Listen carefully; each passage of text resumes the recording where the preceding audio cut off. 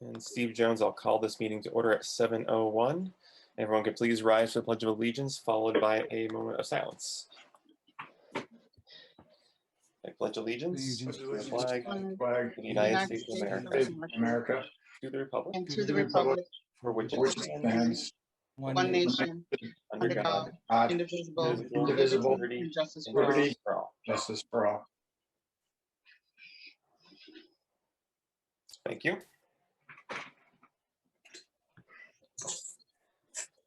All right. Proclamations and presentations, there are none for this evening. Followed by public petitions, communications, and public participation on any subject within the jurisdiction of the town council with a 2-minute limit. You can raise your hand at the bottom of the screen. There should be a little raise hand icon, or if you're on a phone, you hit *9. And just remember to include your name and full name and address before speaking. So we'll give that opportunity for anyone that would like to speak at this first part of public participation. All right, Graham William Brown. I'm going to ask you to unmute, and then you should be good to go. Right. Thank you. I appreciate the time. I'll be quick. So I actually was initially going to try to attend the last meeting, but childcare plans fell through. So I sent a last-minute email, and I know you guys are busy, so I honestly didn't expect everybody to be able to even read the email at this point, but it's regarding a a Veterans Memorial Wall. And a friend of mine in town who's also a veteran was telling me about how back in 2007 that this was proposed, and there was some plans drawn up for it. And for one reason or another, that plan fell through. And all that ended up happening was just a piece of paper that was printed out and left in the town hall that honestly no one even knows is there. As a veteran in this town, I think those that have lost their lives should have some more permanent recognition on something a little bit more honorable. I don't know a town that doesn't have some form of a physical memorial stone or wall set in place somewhere near the town hall. And I know for a fact that there's a lot of people in this town that would support that. I think if funding is an issue, it wouldn't be hard to set up a small charitable donation. I'm certainly happy to volunteer if it means going around and making people aware that the town's collecting. I just think it's something that should be done. And so I'm bringing it to you guys' attention now, and I hope that it goes forward. Thank you. All right, thank you. And sorry, did you include your address when you first spoke? My apologies. I did not. I apologize. My name is Graham William Brown. My address is 21 Glenview Terrace in Tolland. All right, thank you. Yep. And I see Richard Tapp, your hand is up. I'll ask you to unmute.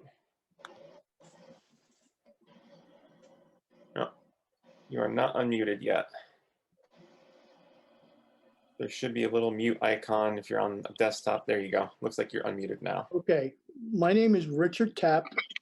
I live at 44 Woodside Drive in Tolland. I am the chairman of the Veterans Recognition Commission since this program started back in 2007. We have created a wall of honor, which is in the town hall. If you were on level 1, that's not level 1, that's level 2. In the town hall, you will see 2 6-foot display cases. The names, I've done the research on this. I went back as far as the French and Indian Wars to the present. There's about 13 different eras in there. I say era, E-R-A, on there, from the French and Indian Wars to the present. We've had 6 welcome home ceremonies from service people that have returned from the Middle East. I upgrade this wall of honor every 6 months. For example, let's say there's 4 people out there that want their name on there. I can't do this every day. I wait till I get 4 to 6 names. My wife does this on the computer, and she creates those sheets that you see up there. Originally, we had this all printed out. But what happened, it was all printed out, and then someone wanted their name, and another person. Or, for example, oh, you left my middle initial out. You misspelled my name. So what I had on there was a lot of Band-Aids fixing that. And that's why I went to what I have there. And like I said, this is upgraded. It's been upgraded for 14 years now. In regard to a stone, there is a stone on the town green where the flagpole is. That stone, I moved here 38 years ago. That stone was put there before I moved here. It was put there or asked to be put there by the mother of a deceased soldier from this town. That soldier and a Marine from this town are memorialized on the highway. You go over by Old Cat Hole Road or Cider Mill Road and you will see their names.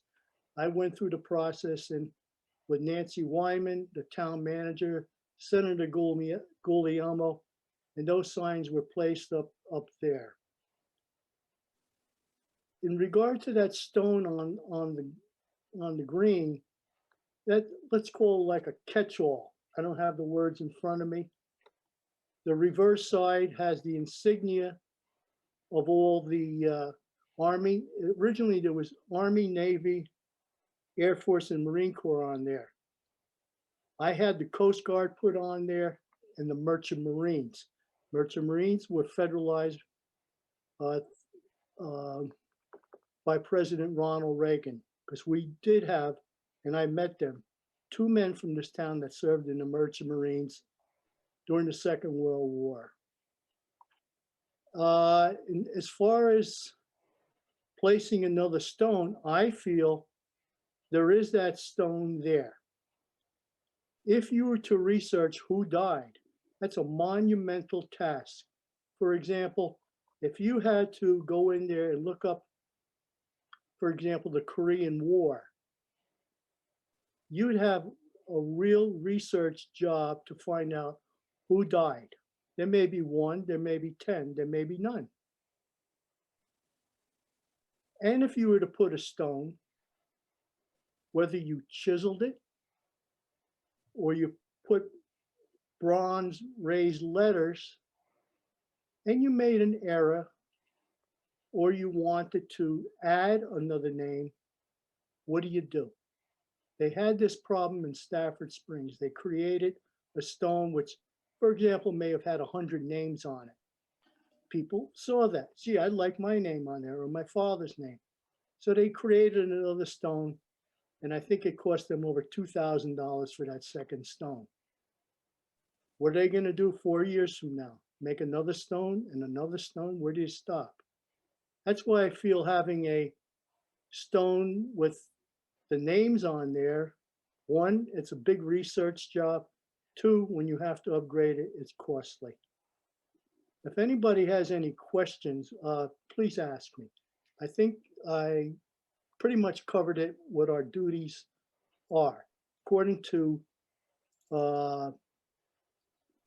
section ordinance number 77, we as our commission have complied with this from day 1. If anybody feels we haven't complied with it, please say that now. Yeah, thank you, Mr. Tapp. Okay, Sorry I'll wrap to it cut up you off right a little now. bit. I'll wrap it up I- right now with that, okay?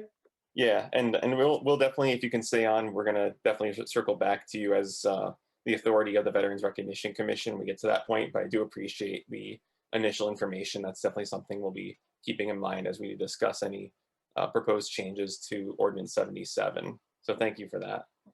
Okay. Anyone else from the public? All right. Item number 6, there are no public no public hearing items.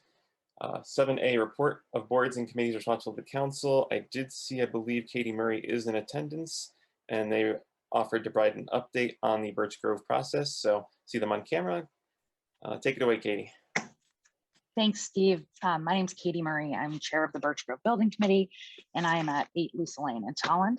And I am here to give the Q2 update from the Birch Grove Building Committee to Town Council. You know, the top line here, as I'm sure you're hearing from Lou on a regular basis, is that the project is on budget, it's on time. It looks amazing. The interior of the building looks amazing. The exterior looks great, and the site work is the exterior site work is currently involves lots of big machines. So it's kind of hard to get a picture of what it will eventually look like, because there's big tractors everywhere. But it is all scheduled to be completed, substantially complete before August 23rd. So we do have a couple kind of big milestones coming up, I think. One is just what I said, is substantial completion of the construction. The interior substantial completion is scheduled for the end of this month. There are still a few things due to some delays in getting some products. There are still a few things that might extend that a little bit further. For example, it's been difficult to get flooring for the stage area. That's just one example. But the only area that I'm aware of that might not be fully complete by the end of this month is the auditorium, cafeteria, gymnasium space. But everything else is going to be substantially complete. Staying inside the building, we do have furniture and equipment scheduled to be delivered starting June 28th, and it's about a 4-week window for all the furniture and equipment to be delivered, inspected, unpacked, and installed in the building. So, you know, this includes like student chairs, teacher desks. It includes copy machines, maintenance equipment. All of that is scheduled to be delivered and, you know, inspected, checked, and installed by the 3rd week in July. Starting the 1st week in July, we have technology starting to be delivered. So all of our technological equipment in the school, you know, this is starting with computers for all the teachers. Each teacher's desk is going to have a desktop machine, but this also includes things like the PA system. There are computers involved in kind of coordinating services in the school. So all of that is scheduled to start the 1st week of July. That takes about 4 weeks. So by the end of July, 1st week of August, you know, we really are excited to be able to hand the school over to the Board of Ed, to the superintendent. And I know that they've already scheduled some move-in of some of the teachers' stuff, because the portables are going to start to be disassembled the 1st week of July. There will be a move of a lot of teacher stuff over to the new building, kind of to be staged, you know, put in big piles so that it can be moved to the appropriate classrooms after the furniture and technology is put in there. And then the exterior site work for the building project is ongoing right now. As I mentioned, they are staying within the construction fence. So that basically keeps them out of anything with current school operations. And they're staying within the construction fence through June 18th, which is the last day of school. And at that point, they're going to start taking the fence down, which is super exciting, and working on the site work outside of the fence.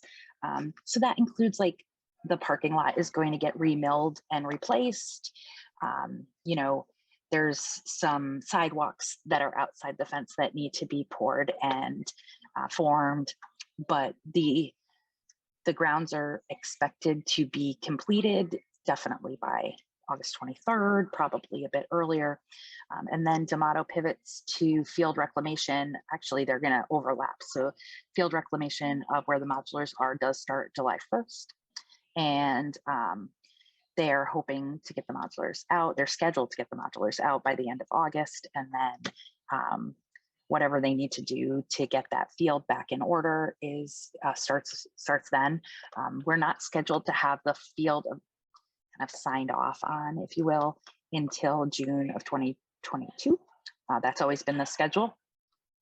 But I know they're going to do a really good job for us. It's possible we might be able to get access to that field a little bit earlier, depending on, I think, how well the grass takes and things like that. But the overall theme here is that the project looks great. We've had multiple entities in there inspecting the interior and the exterior of the building. Our building inspector, or town building inspector, is on site at least once a week. You know, we have a company that we've contracted for as our owner's rep, and they have a lot of experience with school construction and other types of construction. They're very impressed with the quality of construction we're getting inside the building. A couple weeks ago, I did a walkthrough with one of the members of the State Office of School Construction Grants and Review, and he can't speak enough about how impressed he is with the quality of the construction. We're getting a really, really nice looking school, and it's going to meet the needs of all these students that have been so flexible about staying in the modulars for the past 2 years. So I know there are a lot of first graders who are really excited to get into Birch Grove next year. And there's some sad second graders that won't see it as their classrooms, although I'm sure they'll come to visit. So that's sort of my general overview. I know one of the things that the building committee has been doing on a very regular basis, actually tonight is the first night that we haven't met. We've been meeting every Tuesday. So tonight's the first night that we haven't met on a Tuesday in a month and a half or something like this. But we are reviewing change orders on a very regular basis to make sure that, you know, everything works, you know, all the systems are working. There's some field conditions that come up that require some change orders. We did have a rather long conversation about contingencies at our meeting last week. Right now, the construction design contingency has a balance of about $60,000, which the D'Amato feels is sufficient to get through to the end of the project at this point. And the owner's contingency has an available balance of just under $95,000. So we are working on understanding the potential risks that are involved in completing this project so we can make the best decisions with the information we have available to us on a weekly basis. But that's really what's going on. There's a lot more details if anybody has any questions or there's anything else you want to know about. Thank you, Katie. I'll open it up to any counselors if you want to raise their hand. If they have any questions or comments, feel free. All right, Counselor Pelusi. Yes, thank you, Brenda Felucci here. Katie, thank you so much for taking time out of your day again to give us a report. I am getting more and more excited the more I hear of what you're sharing about the school. And my kids, I have one kid who has 1 year left in the Tolland public school system. So this is absolutely a wonderful accomplishment for our town. You know, thank you for putting your life on hold Tuesday nights for the past 2 years, and who knows how many hours each week during the week. I just wanted to ask, I know that I believe the town manager was going to give us an update about maybe the miracle fields and how we had some questions outstanding. I was going to ask if we could move those answers to those questions to this portion so that we don't have to keep you on even longer. I hope we can make that sort of adjustment on the schedule. And again, Katie and everybody on your team, please say thank you so much for everything you're doing.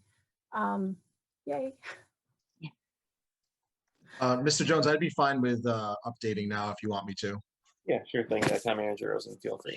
Sure. Hi, everybody. Mike Rosen, Town Manager. By the way, I just want to first of all say thank you to the council and everybody who stepped up while I had to deal with a family emergency in New York City. And so I'm back and I've caught up on everything.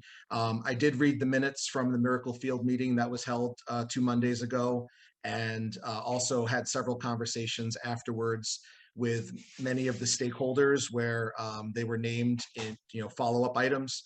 And so I had conversations with the town attorney, with the town engineer, a couple of other conversations specifically to how this process may have differed from 10 years ago when we did the turf field. And unfortunately, I have some answers and I'm happy to share what I do have. I think what we're going to get to in a few seconds is talking about how much more do we want to do at this time, or do we want to wait to learn more, or to potentially wait till the project's over. So just a couple of things that I can check off the list here. There was a question to the town attorney about would prevailing wages need to be paid by the contractor to employees who work on the field. The answer is yes. Prevailing wages are required pursuant to CGS section 31-53. So prevailing wages would need to be paid. Would a competitive bid be necessary for any work? The answer there too is also yes, unless the council were to waive any bidding requirements per our charter. We have those requirements written down.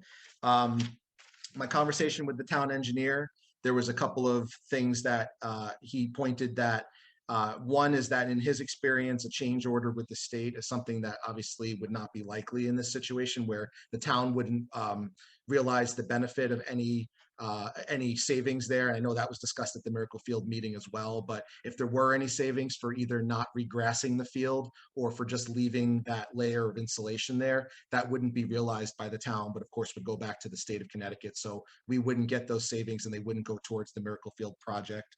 Honestly, the town engineer said he would really need to get in there and do a study, a master plan study that would kind of cover a bunch of the other outstanding questions about drainage, about pricing, about if that turf that was recommended was actually appropriate, the 3/4 inch turf. Is it the right type of field? Is the spacing of the site map accurate? Because I know there were some questions from the gentleman who's the head of the soccer league about, can you really fit a U8 field next to the Miracle Field and a U12 above it?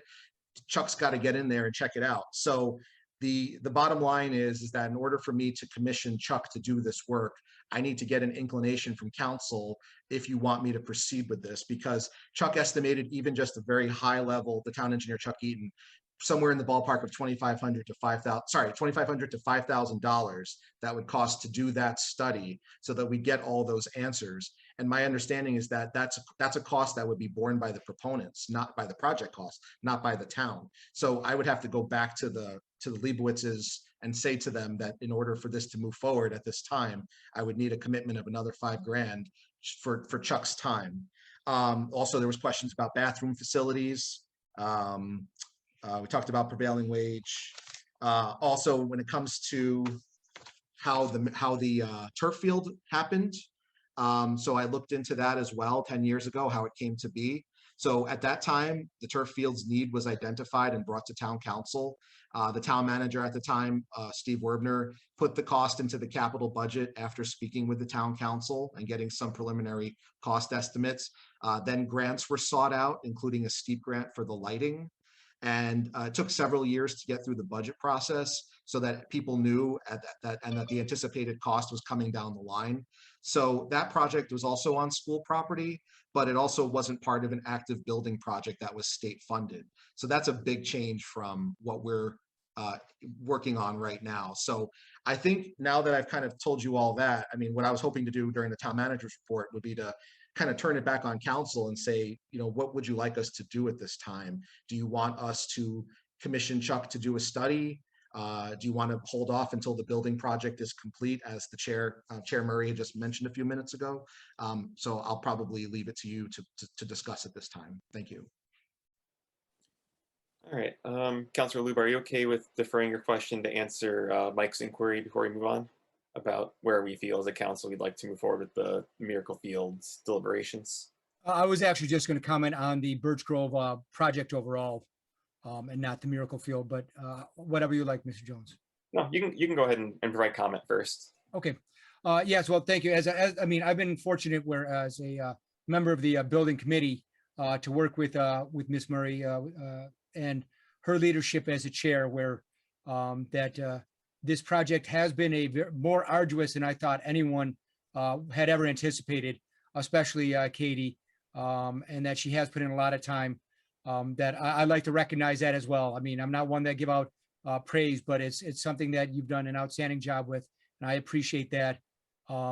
As far as a building committee member, I know that we've been all very cognizant about the bottom line and about getting the most that we can for the town, but staying within budget. And I think that that's been one of the guiding forces for the entire building committee. And that as Katie did present before, that there is concern about staying on budget and about keeping that contingency. But we do have reassurances from everybody involved that we, with this, the remaining contingency funds, that we should be able to complete it. There are some things that were put up that we put on hold for the time being, just to make sure, because that myself, as well as other members of the building committee, that we've been a little concerned about spending too much upfront without, and then being left in the lurch in the back end. But I know that that's something that we're getting close to considering putting some other things back in. And I just think that it's been an honor and a privilege to work with Katie, to work with everybody on the building committee. It's something that that I really wish that other people could see, that how much is really involved, and how much the discussions really are really critical discussions to make sure that we get the best we can for our students, as well as the best bang for the buck for the town. So I just want to say thank you, Katie, for everything that you've done. Thank you to everybody else on the building committee. I think that they need to be recognized as well. And I'm really looking forward to this project being completed. One, just to have it completed, but two, to also have the outstanding school, which I think we're going to have. Thank you, Mr. Jones.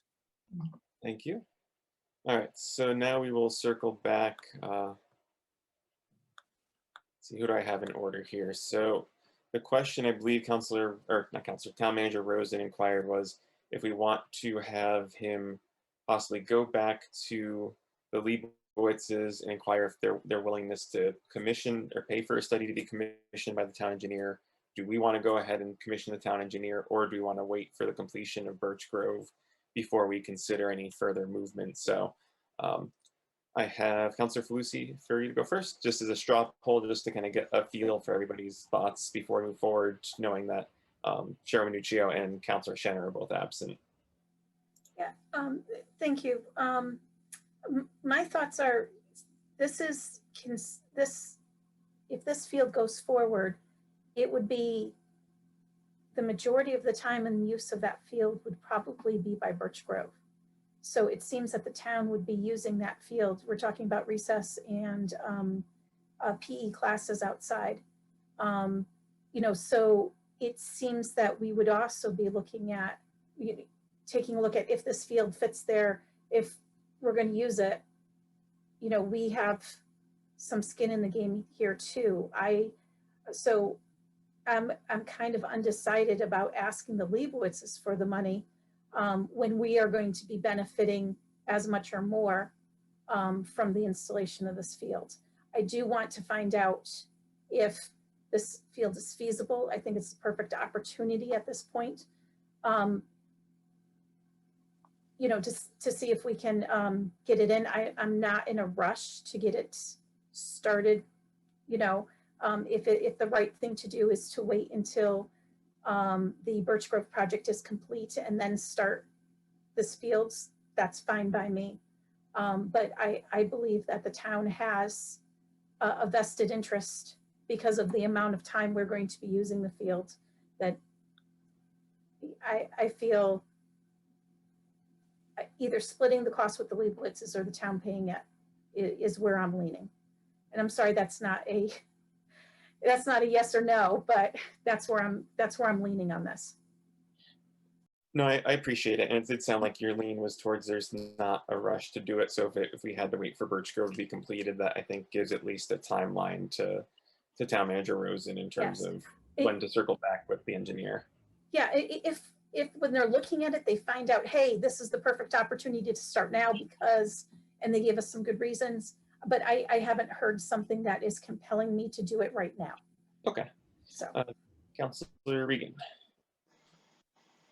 Thank you, Mr. Jones. I feel the same way. I don't feel like I have enough information right now to make that kind of a decision, but so I would lean more toward waiting until Birch Grove is completed before we make a decision on that. All right, Councilor Johnson. I don't see the rush, although assessing the need for having it now, we do have some miracle fields within the state that aren't too far away that are currently being utilized. And I agree with my fellow members here that having the field would be a benefit to the community. And but with that being said, the plan's already set in place to do a specific project, a specific way, and the timing on the hindsight to have this included just leaves too many unanswered questions and to derail the progress that we have right now, especially considering the report we have. I would, I'm leaning more toward, taking the time out, looking towards doing it on a budget level, having the town weigh in on it, the public through their voting on whatever, if it's next year's budget or whatever year that we seek to have it added, and allow the town to decide if this is a line item that they are willing to fund.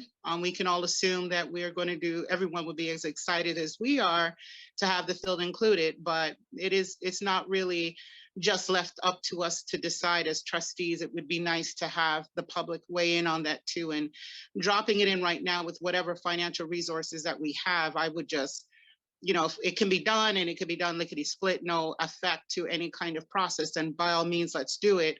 But it seems that we need to just, move forward with what we have planned and revisit this and do it another time. And of course, with the contributions of, to say that we're going to look to have the people, contribute, we might want to look more toward considering making this a town responsibility and deciding whether or not we want volunteers to put money up to have it done. I'm not sure if there's a legal, limit to being able to do that. So I'm all for waiting, allowing the project to complete as is, and then looking towards budgeting for it in the future and allowing the constituents of Tolland to decide overall by budget vote. Thank you. Thank you, Councillor Johnson. Councillor Luba. Thank you, Mr. Jones. That I am 100% for the Miracle Field, but I'm 100% for waiting. I'd like to see this project completed before we move forward with anything else. There's too many unanswered questions. There's too many things that need to be done. And I think it's something that we need to wait and do our due diligence thoroughly at this point. Thank you, Mr. Jones. Thank you. And I am also in favor of waiting for Birch Grove to be completed before we kind of circle back on any options regarding an engineering service, whether it's making any kind of ask or request from Leibowitz's, or if it's decided during budgetary proceedings to have an engineering study either paid for by the town or the project somehow incorporated into the capital budget plan. So, Mike, I think even without two councilors here, I think the overwhelming majority would rather just wait for Birch Grove to be completed and then circle back with the full council when after that point to discuss engineering services. Thank you all for making that clear. I took notes and I will let the Leibowitzes know that we're putting the brakes on for a little while. Thank you. Okay. And then are there any other questions for Katie Murray before we let her get back to her busy schedule? All right. I am not seeing any. So Katie, thank you again. Keep up the great work, soldier on, and only one more quarter to go. I think her screen might have frozen. I think she froze. Yeah, but she froze with a smiling face, so that's a good sign. All right. Thank you so much. No problem. Thank you. All right. Councillor Falusi, do you have any reports for committees responsible to the council? Yes, thank you. For the tourism, we have not had any state level meetings or any state level subcommittee meetings. The Tolland Tourism Facebook page, we're getting more and more likes. We're getting people throughout the state, which is absolutely wonderful. I'll give you a little story. When I was out taking pictures of playgrounds to share, I met a couple families that were using Tolland as their halfway point to meet. So it was a cousin's play date. And some people came down from Massachusetts and some people came up from south of Hartford. And they meet at Crandall's or they meet at Adam's Adventure. They have lunch in the area.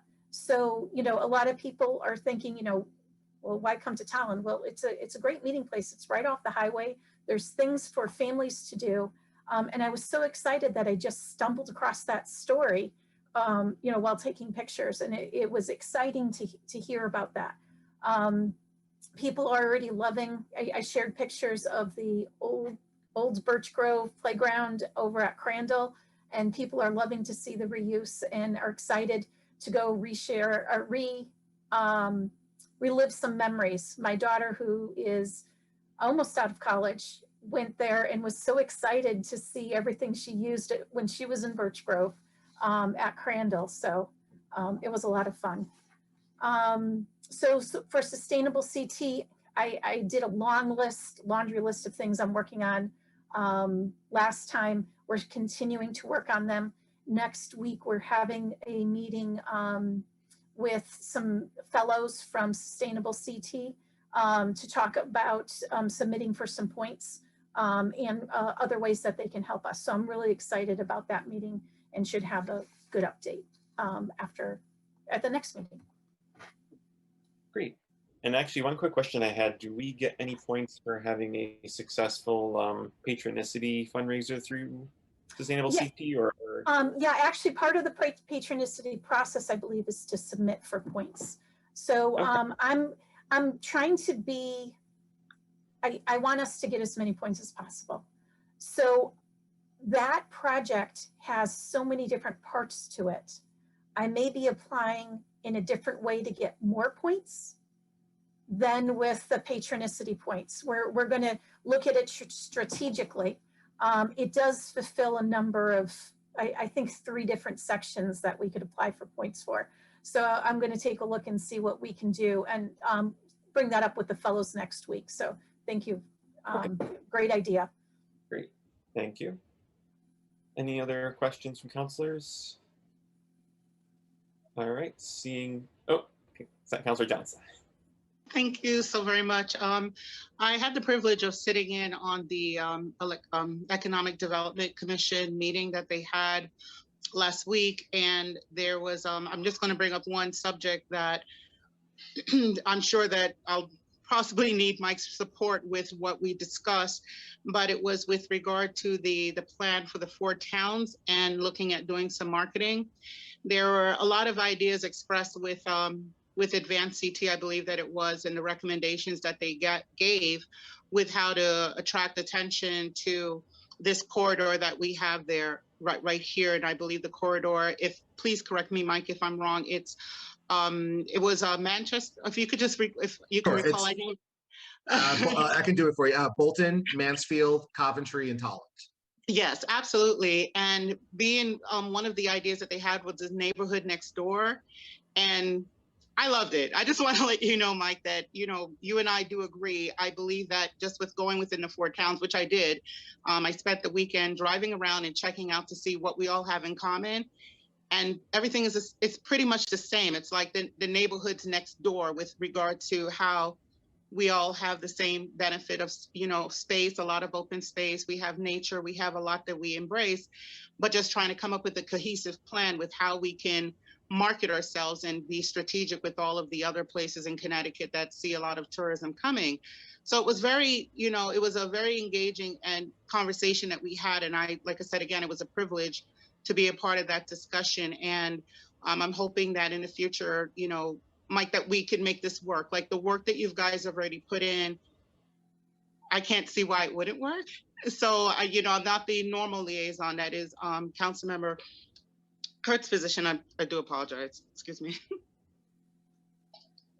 But it was a privilege, and I don't know if I'll be able to be in the discussion again, but looking toward attending the next meeting to see what type of headway that we have just with regard to how we can promote the corridor for tourism here with what has already been put in place is something that I'm encouraged and looking forward to see come to fruition when they stop circling the drain. Thank you. Thank you. All right. Oh, before I forgot. Memorial Day. Yeah. Memorial Day was amazing. I went to the Lions Club pancake breakfast in the morning, and I'm hooked. I can't get their pancakes out my mind. So it will definitely be an annual event that I look towards attending often. And they were very kind and left their tents available for the PCC to use for the Memorial Day. The Tolland High School band did an amazing job. My husband was parked further down the street and they heard the band play. And my son, he's a percussionist. So it was really nice to know that if you're in your car and you couldn't hear what everyone's saying, that the music was able to keep the people in the cars attached. So it was really great. And then also with everyone that there was attendance, it was a somber occasion, but it felt so good. It felt so good to be in the presence of a lot of people that were there for one purpose. And then, of course, being able to go view the museum that we have in town, the jail museum, was outstanding. I won't give away any of the secrets of that museum. I'm allowing people to go check it out for themselves. But to see who came out in the rain, those that couldn't come out in the rain, looking forward to seeing a parade, you know, hopefully next year, is something that I'm excited about, because with the enthusiasm that we had from the members in attendance with the, you know, the really yucky weather, I'm excited to see what next year will be like. So again, thank you to everyone that came out. Thank you so much to the Permanent Celebration Committee members that put in all that hard work, that showed up and made sure everything was done and everyone was looked after. And it was amazing.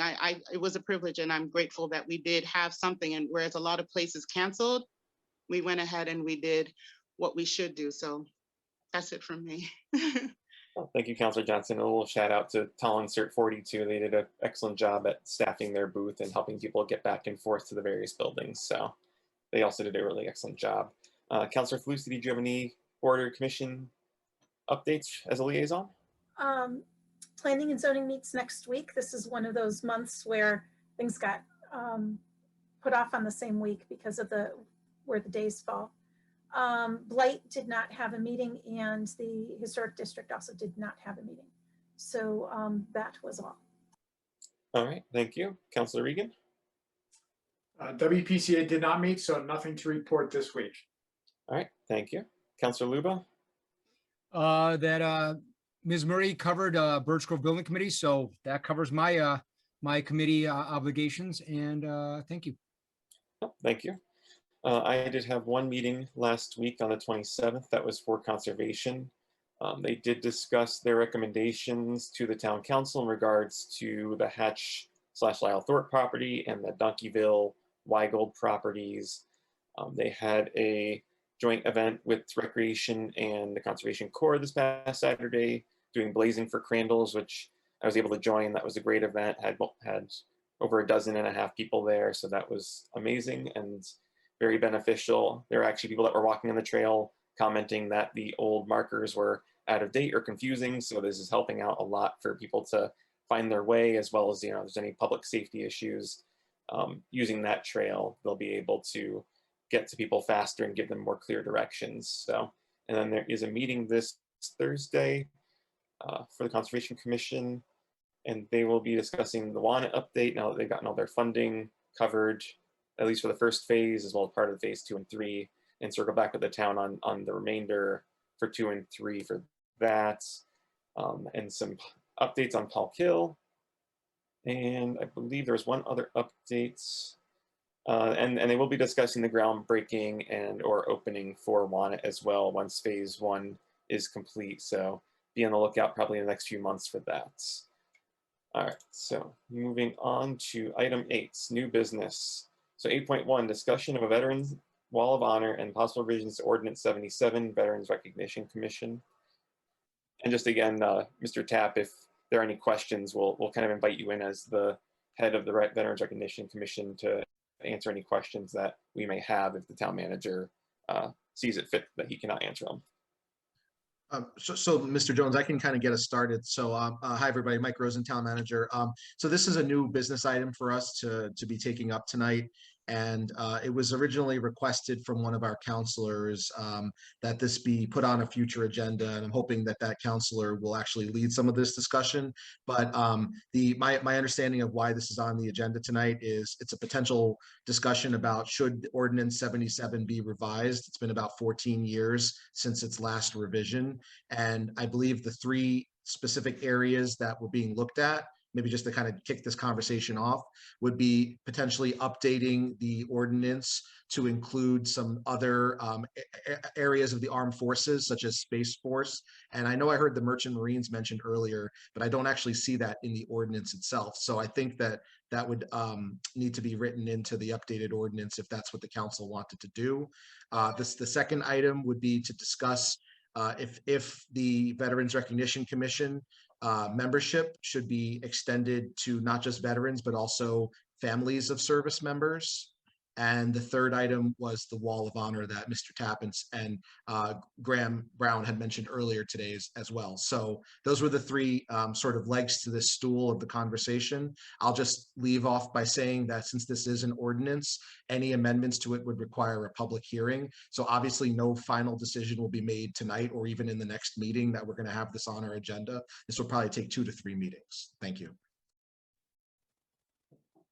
Thank you. And yeah, I concur that any decisions tonight will probably be based on just straw polls, and then we'll circle back to finalize before setting a public hearing at the next meeting. So with that being said, Councilor Luby, your hand is up, so I'll let you take it away. Thank you, Mr. Jones. That as Mr. Rosen said, this was I was the counselor that requested that this matter be put on an agenda, a future agenda. I'm glad that it's able to be on today, and I appreciate Mr. Tapp being here to participate in the discussion as well.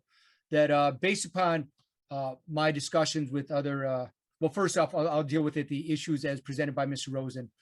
One is the issue regarding the definitions as contained in the ordinance, town ordinance number 77, which it's that as defined that the or in some of the other provisions that include that are addressed by Article 77 is that the definitions of the armed forces that are covered by the Veterans Recognition Commission and by the Wall of Honor need to be updated because of changes where we now have the new additional Space Force. So we need to include them in there as well as the provisions as Mr. Tapp discussed, where that there are certain provisions that the VA as well as federal code were adjusted years ago to include the Merchant Marine that served under as part of embargo operations during World War II, where that was specifically included as a definition of a veteran for veterans benefits under the VA as well as other recognition. Unfortunately, it doesn't include all the Merchant Marine services, but specifically during that time frame. So I think that we need to specifically add those two definitions under the Armed Forces section definition of the appropriate town code and other provisions that are found within the policies and procedures of the town. So that's the first thing that I think that at the least we need to update those definitions. The second issue was I've been approached by various family members of service members, either deceased service members or service members that are currently deployed or have been previously deployed, where they would like to have the town council consider enlarging the membership pool for the Veterans Recognition Committee or Commission to include family members of service members, that there is an able body, or I should say a group of people that are willing to step up. And given the fact that we have had vacancies on the Veterans Recognition Commission for some period of time, that we're unable to fill some of these spots with veterans themselves, that enlarging it by one additional person that's specifically set aside for members or family members of immediate family members, I should say, of veterans, that I think that's something that is that we should consider, that I would fully support and endorse, that I think it's something that we need to do, because who better to assist us in recognizing veterans than family members who've been affected. That as a veteran myself, I can understand how it affected me and how it affected my family. But I think specifically having a family member, immediate family member of a veteran included in this, that they could give a unique perspective and say that this is how they think that it should, that vet recognition should be provided and be part of that consideration procedure. the last part of it is the Wall of Honor, where I know that, and looking back at the history of the Wall of Honor that's now currently inside the town hall and how it proceeded, and having an opportunity to speak to Mr. Tapp about it, that I think it's something that that at least at one point was something that was meant to be temporary, that was then enlarged to be now a permanent recognition. That having been in various towns around the state and having seen their veterans memorials, and just having spoken to other veterans around town, including Mr. Brown, including other members, other veterans who are either former residents, current residents, and have been involved in the town in some ways, either as a council member or as a member of the Veterans Recognition Commission, as well as other people that have been involved in some of the planning and discussions of the memorial. I think it's something that we should seriously consider. I understand that there's constraints, and that it would involve a lot of work, a lot of research to recognize as far as who the deceased members of the town may be, as well as how we want to encompass this. We're using West Hartford as an example. They have a wall, or they have, I should say, a memorial with the deceased service members' names on it. But then they also allow for other service members who would like to have their name included, that there's a walk around the memorial where they could purchase bricks and have their name included on there, or family members' names in memorial, things like that. So that is a sort of self-perpetuating fundraiser where as people buy bricks, it goes to continue to service the memorial. But it's also a way to recognize people that although they may not be necessarily on the wall as a deceased member, that they can be recognized in a more permanent way and a more public way out in the out around the Veterans Memorial as it currently stands. That there's also other nonprofit organizations that have come forward stating that they are very interested in supporting this, that they would be willing to basically take the lead and work with the Veterans Recognition Commission to plan out something like this, so that we can actually realize a wall, realize a more permanent memorial rather than just a singular stone with the flagpole, and something that would be allow them to basically do the fundraising necessary, do any work. There's people that have come forward stating that they would be willing to volunteer to do work on it. And I know that involves a lot of other legal issues, sort of similar to what we're facing now with the Miracle Field. But it's something that I think that we should at least start examining, so that we can determine the feasibility of it, to see, what the town support is for it. And I think it's something, as a veteran, I think it's something that would be appropriate, and that I would ask us to seriously consider at some point. But those are, at least the first two issues, are ones that I think should be actionable items on a future agenda, and that we should at least consider opening up the possibility to have either a nonprofit take the lead, to at least examine the possibilities of the wall and the different costs of the wall, and then present a presentation to the town council for us to consider as far as possibly implementing as part of a change to the town code as well. Thank you. Thank you, Councilor Luba. I see Councilor Johnson, they have their hand first, and then I see Richard Tapp's hands. I'll recognize him second, followed by Councilor Falusi. Thank you so very much. Just I guess I have, my question is that I've seen monuments, and from what I understand, what we have on the Tolland Green is a monument. And one thing that I can say is that the bushes kind of cover it up. So it's not easy to see when driving by to recognize it for what it is. And with doing a memorial wall, understanding that they do grow, because every time we have a vet that passes that is from Tolland, we'd want to recognize them. I can't, it's a very, I can't say that I envy the task of being able to manage that, because for every life lost and everyone that has served, there's recognition that deserves to go on forward, especially in their community. So my hat goes off to those that have to make do all the heavy lifting and make those decisions. And if there's any way that I can listen in and then chime in, if there's anything that I would, recommend, I'll do that along the way. The one thing that I just, like I said, again, as a monument, we have many people that live in Tolland. Forgive me if I just mention Metal Joe, but he's done many monuments. There's, if we did something, and, Steve, you mentioned to me with the historical designation for the Tolland Green, that there's a lot of paperwork and processes that have to go through what can be achieved there.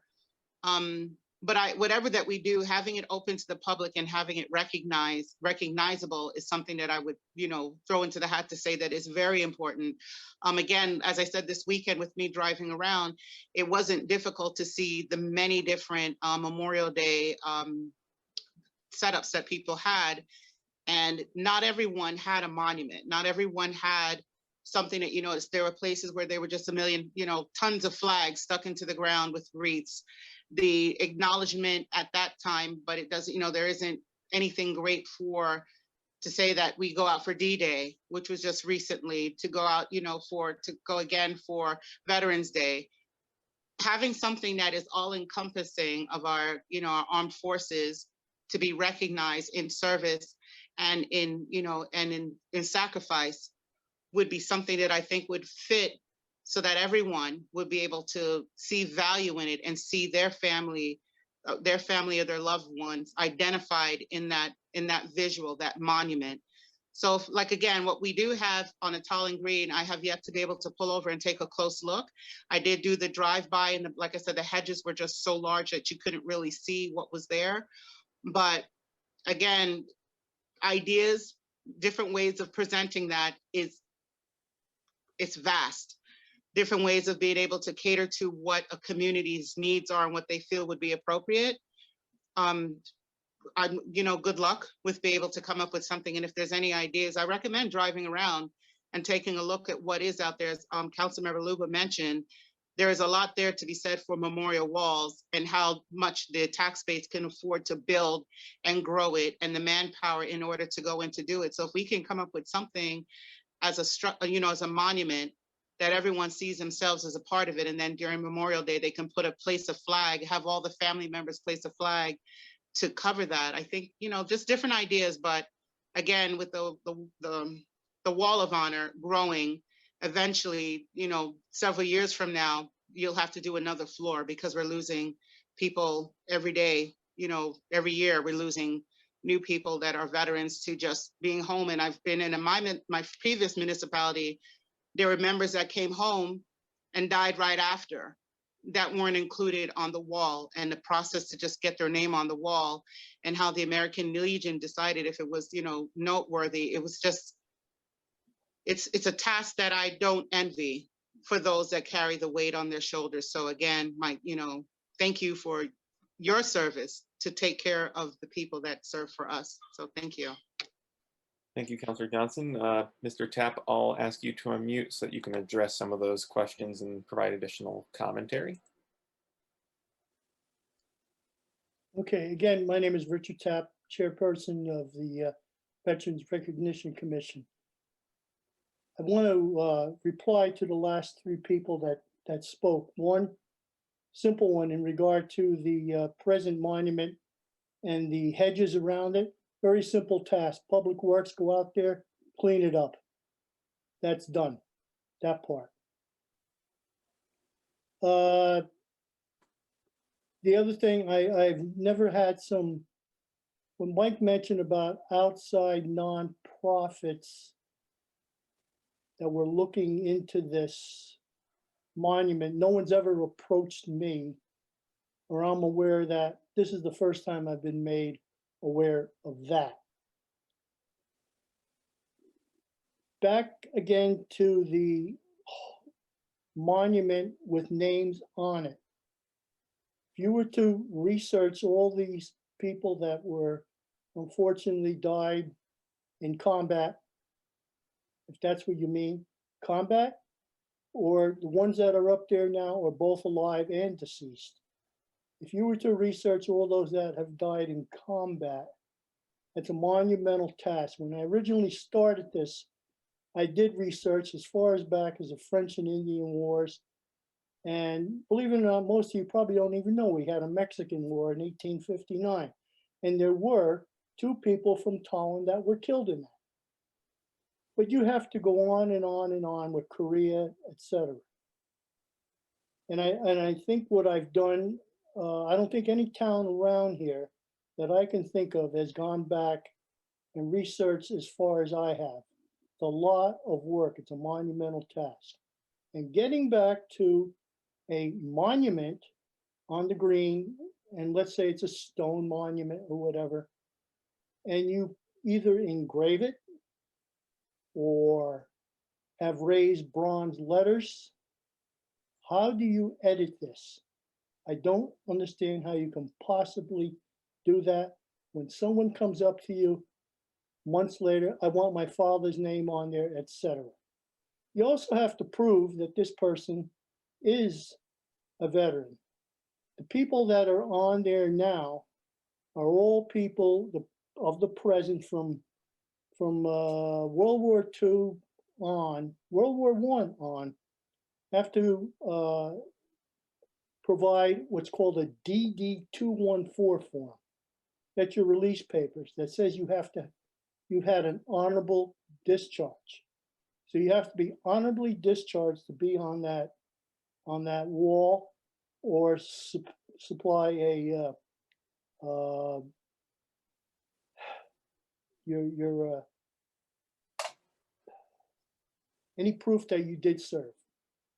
But I just still don't understand how you can update any kind of monument on and on and on. Back to the first gentleman that spoke this evening in regard to this, what was his name? Can you tell me? I believe it must have been Mr. Graham William Brown. Okay, I have a question to Graham. Graham, I don't know how long you lived in this town. Mhm. Okay, have you seen our Wall of Honor? I have not seen the Wall of Honor. How No. long have you lived in town? I lived in town for 5 years. And so what I'm Wait, saying, Guys, as a point of Yeah, order sorry. here, that this is an open discussion. This is something that, Richard, you could present the questions, and then we can, if we want to include Graham at a later point, but this isn't a back and forth. This isn't an Okay. open discussion at this point. I was going to interject as well. So really, the purpose of this discussion is really only between council members, and then we kind of invited you in as a member of the Veterans Recognition Commission. If you do want to touch base with Mr. Brown after the meeting, that might be something to do. May I just say this? go ahead. If Mr. Graham would like to get in touch with me, I can give you, if you go down to the Wall of Honor, if you know where it is, after 5 years, there's my business card there and you can call me and we can discuss this. I'd like to really meet with you, and the process to get your name on there, if you were to go in the town website for the VRC, it explains as to who you contact and how you get your name on the wall. And that's as much as I'd like to say right now. Thank you. Okay, so yeah, we can redirect Mr. Brown to the contact information, and I know you sent in that email, Mr. Brown, so we'll send a reply with the contact information for the Veterans Recognition Commission. And Sure. Yeah, no, we can talk anytime. That's fine. All right, thank you. all right, moving on to Councilor Falusi. Yes, thank you. Did a couple questions. Besides just inviting Mr. Tapp to this meeting, did we notify the Veterans Commission that we would be having this discussion? And did we solicit any information from them about how they felt their commission was going, where they felt they may need assistance, if they felt they needed assistance, that sort of thing? So that was my first question. Next, I'm taking a look at the purpose and the duties. It seems that we would be, we're discussing adding some significant duties to the list of what the commission would be doing. I would like to have their input, because it says on their duties that they would be recommending to us the best ways to commemorate the individuals, and if they should be commissioning suitable memorial structures, etc. As members of they've been members of the commission, it looks like for 14 years. I value their input and their insights into what they feel is appropriate for the town, what the commission can handle.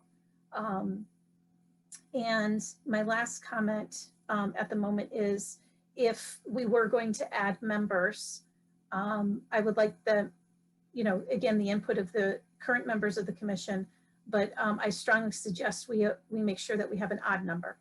So instead of going to 6 members, we would go to 7, just so that we don't have any 3-3 ties when it comes to discussions, so that they can have that.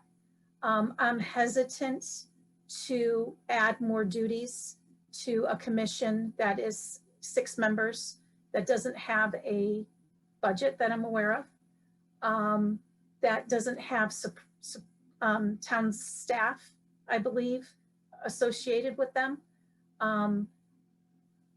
I've been involved with some memorials, both with the military and outside the military, and I can attest to the fact that it can be very cumbersome.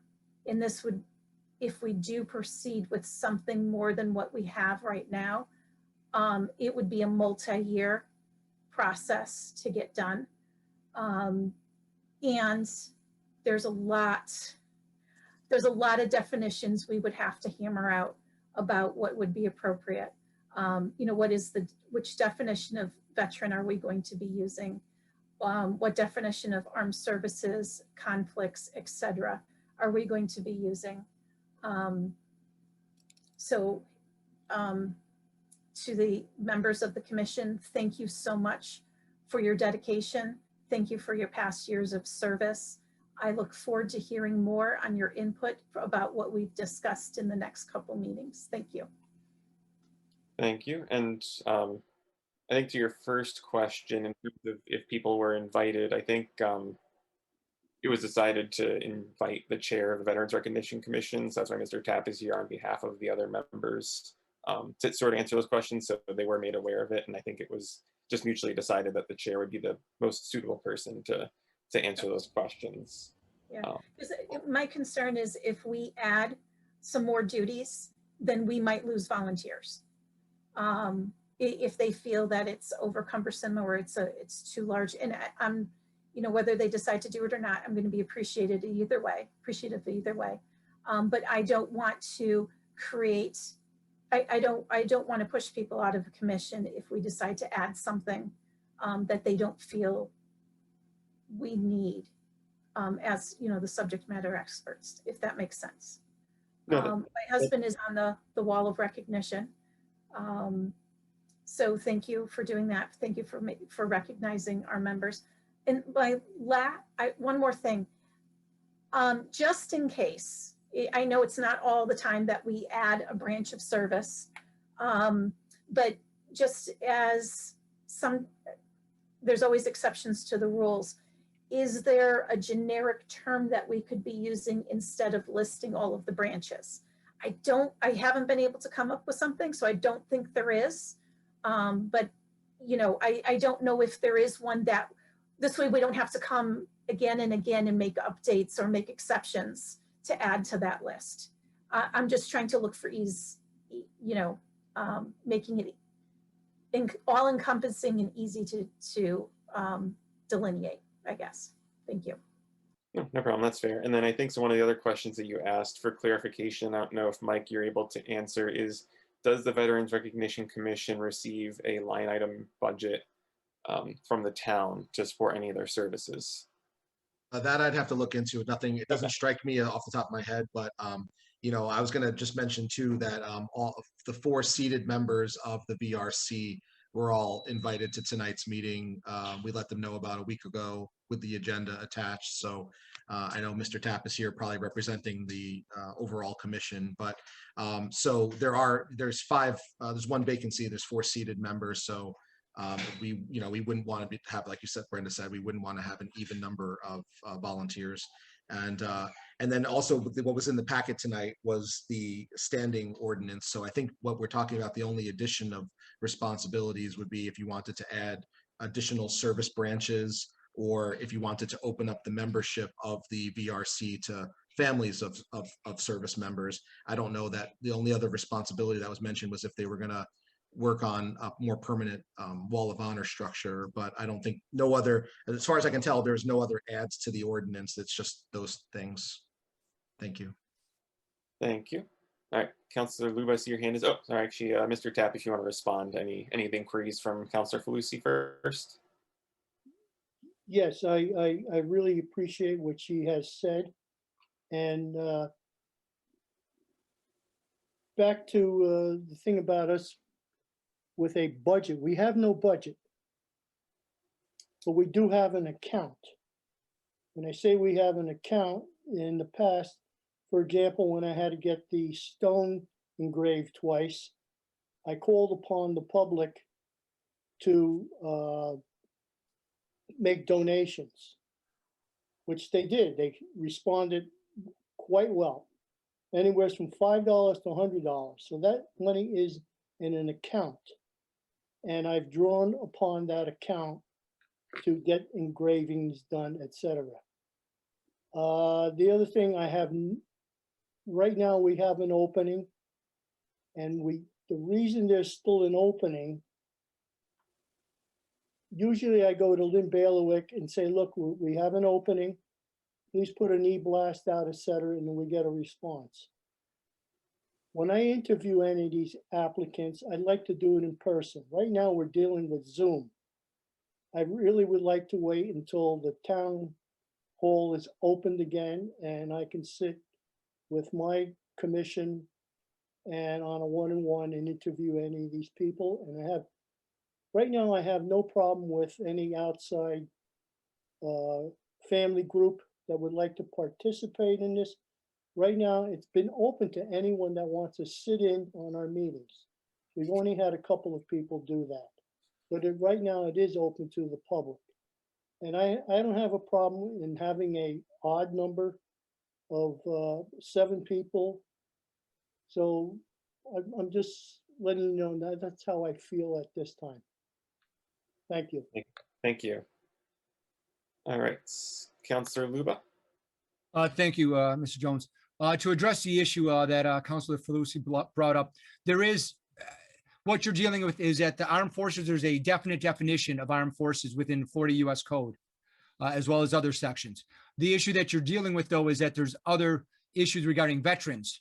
And that's the biggest issue, is where it's defined by code, but also by Veterans Administration procedures and regulations, which under the VA ones is where you have added in the merchant marines. So there are definitions that we could work with. The definition, and that there was a proposal that I was working on, which would include the definition as set forth, and that the definition that we have is all that I'd be proposing at the appropriate time would be all encompassing. So that is something that I think can be easily rectified and would still be flexible enough to, because then it would include as well as any other additions under the definition of armed forces. And that's the way that we could do it, because right now it's just flat definition without the flexibility. So I think that's something that, again, with the appropriate change to the provisions in the code, that we can address it appropriately, or the ordinance.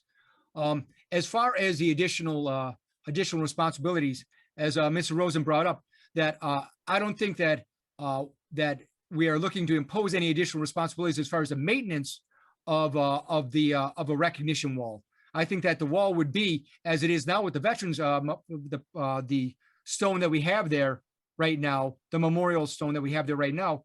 It's up to Public Works to maintain. So I think that's something that if we did decide on a more permanent wall, that's something that, again, would become the responsibility of the town to maintain, just like it would be the responsibility of the town to maintain the Miracle Field. And that if there is a interest by the town to do fundraising for this memorial wall, just like there be as there is for the Miracle Field, I think that's something that can be examined. As Mr. Tapp said, that there's already a account that's open where fundraising could be going towards to support that. So I think that there's already groundwork on it. It's just like as we're considering the Miracle Field, that this could be also considered as something for a future action. I think it's something that, as a veteran who is recognized on the wall as well, and I appreciate Mr. Tapp doing that, that I think it's something that would be appropriate. That I'm speaking, having other family members that are deployed and other family members that have been killed in combat, that I think it's something that would be appropriate. And I think it's something that that we should at least examine. I think it's something that has been foreclosed for whatever reasons because of the issue of it being difficult. But I think it's something that if we have community support, like I've seen so far, and that I will direct them to Mr. Tapp for them to speak, to come up. But I think it's something that there's been met with some hesitation, that I think it's something that's why they haven't come forward yet, but have spoken to me about it. And I will refer them over to Mr. Tapp so that they could possibly get things going and say, this is what we have to offer. But I think it's something that while the wall that we have inside there, the wall of honor that we have is great, I think it's something that we need to start looking outside the box, and that we need to start examining some things so that we can appropriately recognize our veterans as well as our deceased veterans. And that I think it's something that we need to start taking a look at. But it's not something that I think that any of us would be proposing, to enlarge the responsibilities without some also further commitment on behalf of the town for the maintenance, for assisting in the research, for other things that, but we're at a point where we're discussing this without even considering some of the possibilities. I think it's something that we have other people coming in and looking at the full range of possibilities as far as who else would be willing to volunteer to assist in something like this. Then that we could see then we could start looking at, okay, how this could best be accomplished, how we could have other people assigned to certain things, having, just like we're looking at for the Miracle Field, and having this being assessed. We're not even willing to assess it at this point. And all is being thrown is roadblocks without the willingness to take a look at the feasibility of something like this. And I think it's time for us to take a look at the feasibility. If it comes down to it, where the town council at a later point decides that this is something that is not feasible, after discussing with the Veterans Recognition Commission and hearing from the other people that may be interested in it, then that's a decision to make at that point. But again, that if the town council feels that it's something that's appropriate, as set up in the ordinance as it stands right now, that's our prerogative. And that we will then have to assess that at the appropriate time. So that's just my input. Thank you, Mr. Jones. Thank you, Councilor Luba, and Councilor Flusy for a second time. Thank you. So I'm sorry, I got confused there. I'm going to admit that. I have heard both that we are not adding more duties to this ordinance, and that we are asking them to do more, to consider doing something at our direction instead of at their discretion. So I'm a little confused as to if we are looking to ask them to create a memorial wall, if we are looking to ask them to create a more permanent display for our honor roll, for those who are, who have served. And I'm confused if the commission decides that that is not a task that they want to take, if we're asking the town council to override their decision. So I think at this point, I'll let Councilor Luba clarify if I'm incorrect, but I think at this point, the changes to the actual ordinance that would come before us through a public hearing are primarily through the inclusion of Space Force and Merchant Marines, or clarifying language that's more inclusive. And the other would be considering the expansion of membership from 6 to 7, and also updating the language to allow family members of service members to be considered for appointment. In regards to establishing a memorial wall, it sounds like that's not something that we would be putting into code for the ordinance, but it would be something that we'd want to discuss at a future meeting, as well as, not through us, it not necessarily being our immediate purview, but having the interested stakeholders and council members that want to connect them together, have them reach out to the Veterans Recognition Commission, and perhaps when they eventually have an in-person meeting, have those deliberations at a public session before it was fully actualized by the council at a future date. So Councilor Luba, just if you want to correct me if I'm wrong, or if that summarized it mostly well. Can I say thank you for that clarification? And that if we are going to discuss things about changing these ordinances and projects outside of this ordinance, that we put them on two separate agenda items so that we're not getting them confused and that we're not confusing the residents. Okay, that's fair. So Councilor Luba, so just wanted to clarify if that assessment I made was accurate based on the notes I've been taking. Yes, Mr. Jones, that's accurate. Where that I think that again, dealing with it, for the changes of the ordinance would be enlarging the definition, and then based on the comments by Mr. Tapp, that he would be open to expanding the ordinance to include family members. That's something that I think that should be first and foremost. That the way that the ordinance also stands right now under the duties, paragraph 2, I think that also encompasses what we were discussing regarding the consideration of a wall. But it's something that I think that I would agree with Ms. Falusi, that it's something that we could discuss as at a later point, that given the fact that we have people that are coming forward saying that they are willing to work out, that they are willing to do this and that they want this to be considered. So I think it's something that we should also consider, at not necessarily as a change of the ordinance, but as something to be discussed and then refer over if we feel that is something that we would, as a town council, would support overall, to refer to the Veterans Recognition Commission to work with these outside groups to sort of work through what the proposals are and see what can be arrived at. So it's not being a matter of enlarging their duties, but at least having them work with some of these outside groups to discuss it and examine the possibilities, and then present the proposals to the town council. That's all it would be. So, thank you. No, thank you, Councilor Luba. And Councilor Johnson, I see your hand is back up again. Yes, thank you so much. I just wanted to add to with regard to the Memorial Hall of Honor.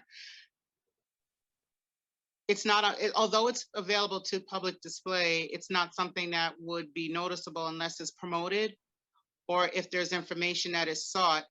And I didn't know until the day that I walked past it many times in the halls of Town Hall, whereas the memorial, again, it wasn't until Memorial Day that the hedges were really large. So the Hall of Honor, I don't know if that's something that could be considered to just be a record of keeping. That would be something that is would be included in the record keeping for the clerk's office. That way, that type of record keeping, like when you go into the clerk's office, you have the book of deeds and you go all the way back to the founding of Tolland. Those veterans can be recognized in that way. I don't know if it would help with regard to, to exclude having a wall that will grow over time. Again, that's not up to me, that's up to the commission to decide, but I'm just thinking that with Graham speaking and, having lived here for 5 years, I've lived here for a few months, and if not engaged in a community in a way where I attended the Memorial Day, I would not have known it was there, that there was a place in Town Hall, but possibly just promoting it and letting people know and reaching out to them and saying, if you have a family member, and changing the design of that program where it's something that is recognized and kept with the records of the town in the clerk's office, if that would be my only thing to say now, because in that way, all the legwork that's done to verify that it is, that we have this person did serve in the military, that they were recognized as a veteran, then it can go into a clerk's record. I'm not an expert in that, but I just know that a wall to include names takes a lot of time and effort and money. And if you don't have the funds to be able to support it, then after a while, the wall's going to stop getting names, and then a lot of people won't be recognized. But a book, you can put books digital, you could do it in a hard copy. So it may be something where you can be invited to bring your children and look at the book and take pictures and be able to say, this is here. Whereas having a wall that will grow and eventually outgrow the need to be able to be able to support it, you know, something. And again, 5 years in a wall being there, and 5 years living here, and the wall being there, you know, not to discount that it's not a concern that a person would have, but it's a lot different than driving down the Tolland Green and seeing a wall and assuming that that's a wall to memorialize something of importance in Tolland, and then for it to be readily recognized as a veteran memorial wall, and it just be all encompassing of an honor to them, as opposed to putting names on it each time that we have a you know, veteran that, you know, needs to be and should be recognized. I yield. All right, Mr. Tapp, if you would like to respond, I see. Yeah, I would like to respond to Ms. Johnson. In regard to a record of this, ever since this wall began, 2006, 2007, and it's updated, that's all on a computer and on a disk. Twice a year, I go to Lynn Bailiwick and I give her a copy of this. Oh, nice. Okay, recently she wasn't there, but Megan Massa was there and I gave it to her. And if she updates it, she goes into the website and if you go in there, you'll see every name Okay, that's good. on that wall, any additional name. So they're all on there, updated twice a year, ever since 2006. Thank you. Thank you. And I do recognize, Mr. Brown, that you do have your hand up. So unfortunately, this is sort of a meeting in public, and this is discussion between the counselors and the Veterans Recognition Commission. There is a point in the meeting under item 15 for a second public participation that you'd be able to be engaged in, but at this time, it's the purview of this discussion is only between council members and Mr. Tapp as the Veterans Recognition. So my apologies for any confusion there, but thank you. Councilor Regan? Thank you, Mr. Jones. So I didn't realize how complex this issue could be. So I would support the issues that Mr. Luba brought up in further examination of that. Mr. Tapp brings up some very good points as well. So I think this, for me at least, needs a lot more examination and some proposals to be put forward to see how best we can commemorate our veterans in the most effective way. And then if it does have support from the community, I would definitely support further examination of this. Thank you. Thank you, Councilor Regan. So just to clarify, at least for, I think, two of the items that Councilor Luba raised for potential amendments to the ordinance, it was the addition to Space Force Merchant Marines, or the clarification of that language to be more all-encompassing. And then I think the second point was to include family members as a part of the commission, as well as increasing the size from 6 to 7. Correct. Okay, great. So I'm just gonna ask one quick question, and then from there I'll go around to circle all the counselors to get their input on that, so that Mike has a little bit of direction when he comes back to us before we finalize it and bring it forward to a public hearing. So one question I had for you, Mike, if you're able to answer, or we can circle back at a future meeting, is does the current monument that's on the green, is that under the cognizance of Public Works solely, or is there any intermingling with the Historic District Commission because it's located on the green and it's a federally recognized site?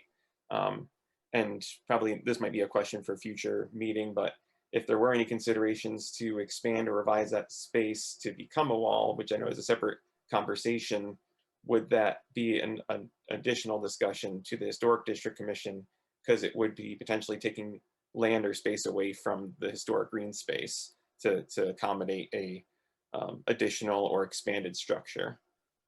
Great. So I do have an answer for you, Steve. So in terms, actually, I was waiting for some of the comments, but I do have an answer about who maintains the current stone. So it's actually not DPW, it's the VFW that maintains the stone and the hedges and the bushes around it. So I double checked with our DPW director. We're texting, and so that the VFW takes care of that stone, as well as the flags in the cemeteries, along with the Boy Scouts. So that would be, if we're talking about having DPW maintain the new monument, that would be a new ask of staff. That's not something that they currently do. In terms of bringing the HDC into the loop, not a bad idea. I think it's a good idea to probably reach out and see if they, assuming we have some plans that we want to workshop with them, it's probably a good idea, or even just to kind of start the conversation. The green is a very sensitive, protected asset in the town, and I think it would be good to bring them into the loop on that. And then also just a point of clarification, I heard 6 to 7. There's currently 5 members, so it would be 5 Okay. to 7. Yeah. 5 to 7. Yes, my apologies. Okay. Thank you. So yeah, 5 to 7 would be the change for that. And then I think I have one other question. It just slipped my mind, so I'm gonna let Councilor Luba. Your hand is raised, and I'll circle back if I remember.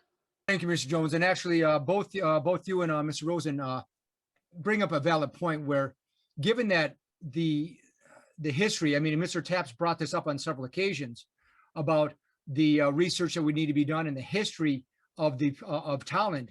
Is it something that could fall under a historical monument type of situation where we're recognizing the history of the town of Tolland and its veterans in service to the town of Tolland and the country, that we could work in conjunction with the historical district to sort of make this a historical area with the monument there, recognizing the history of the people that have served in the armed forces in the town of Tolland, and would either be veterans or have died in the line of service, and as such possibly be open to additional funding sources or grants as part of the historical district. So that's something that I think that we can also see about examining as a possibility. Thank you. Yep, thank you. And Mr. Tapp, I'll let you respond. Yes, I want to respond to Mr. Rosen in regard to the maintenance of the present monument there. I've never known the VFW to do anything. I personally have had that monument cleaned, steam cleaned. And that came out of that account that we have of a few $100s. And I don't believe the VFW has ever done anything in regard to maintaining it. And as far as the scouts, it's the commission that's been involved with Troop 2 and 15 that puts out the flags in 3 of our cemeteries. And we do that the day before Memorial Day. We had a super turnout of about 50 scouts to do this. So I just want to say and another thing in regard to the VFW, this year we didn't even have an honor guard consisting of 2 riflemen and 2 flag bearers, because we don't have any more people. The men have gotten older. They're not here. Young men do not join the American Legion or the VFW anymore.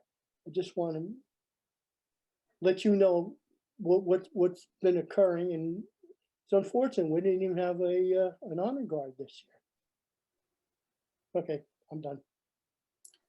Thank you, Mr. Tapp. So that might be a good thing to circle back with Mike, because it does seem there is some contention as to whether who has cognizance over maintaining that, because I did receive at least 1 or 2 communications regarding cleanup and if someone could just go up and do it themselves, or if that had to go through another channel. So it sounds like there's some confusion as to whether or not the VFW or Public Works is responsible. And I think my lean, at least personally, is if there is that confusion, I think it should just automatically be deferred to a town service versus anticipating an outside organization that doesn't regularly conduct business with the town to maintain that area in an appropriate manner that does right by the veterans that are honored there. So with that being said, I'd like to go around and do a straw poll, at least in terms of some of the proposals, so that Mike has an idea of what to bring back to us at a subsequent meeting. So just looking at my wall of faces, who's up first? Councilor Falusi. So are you in favor of the expansion of the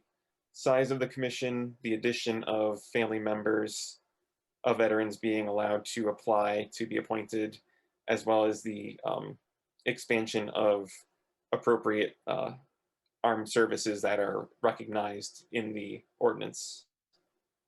I am, if it's acceptable to the Veterans Commission. Okay.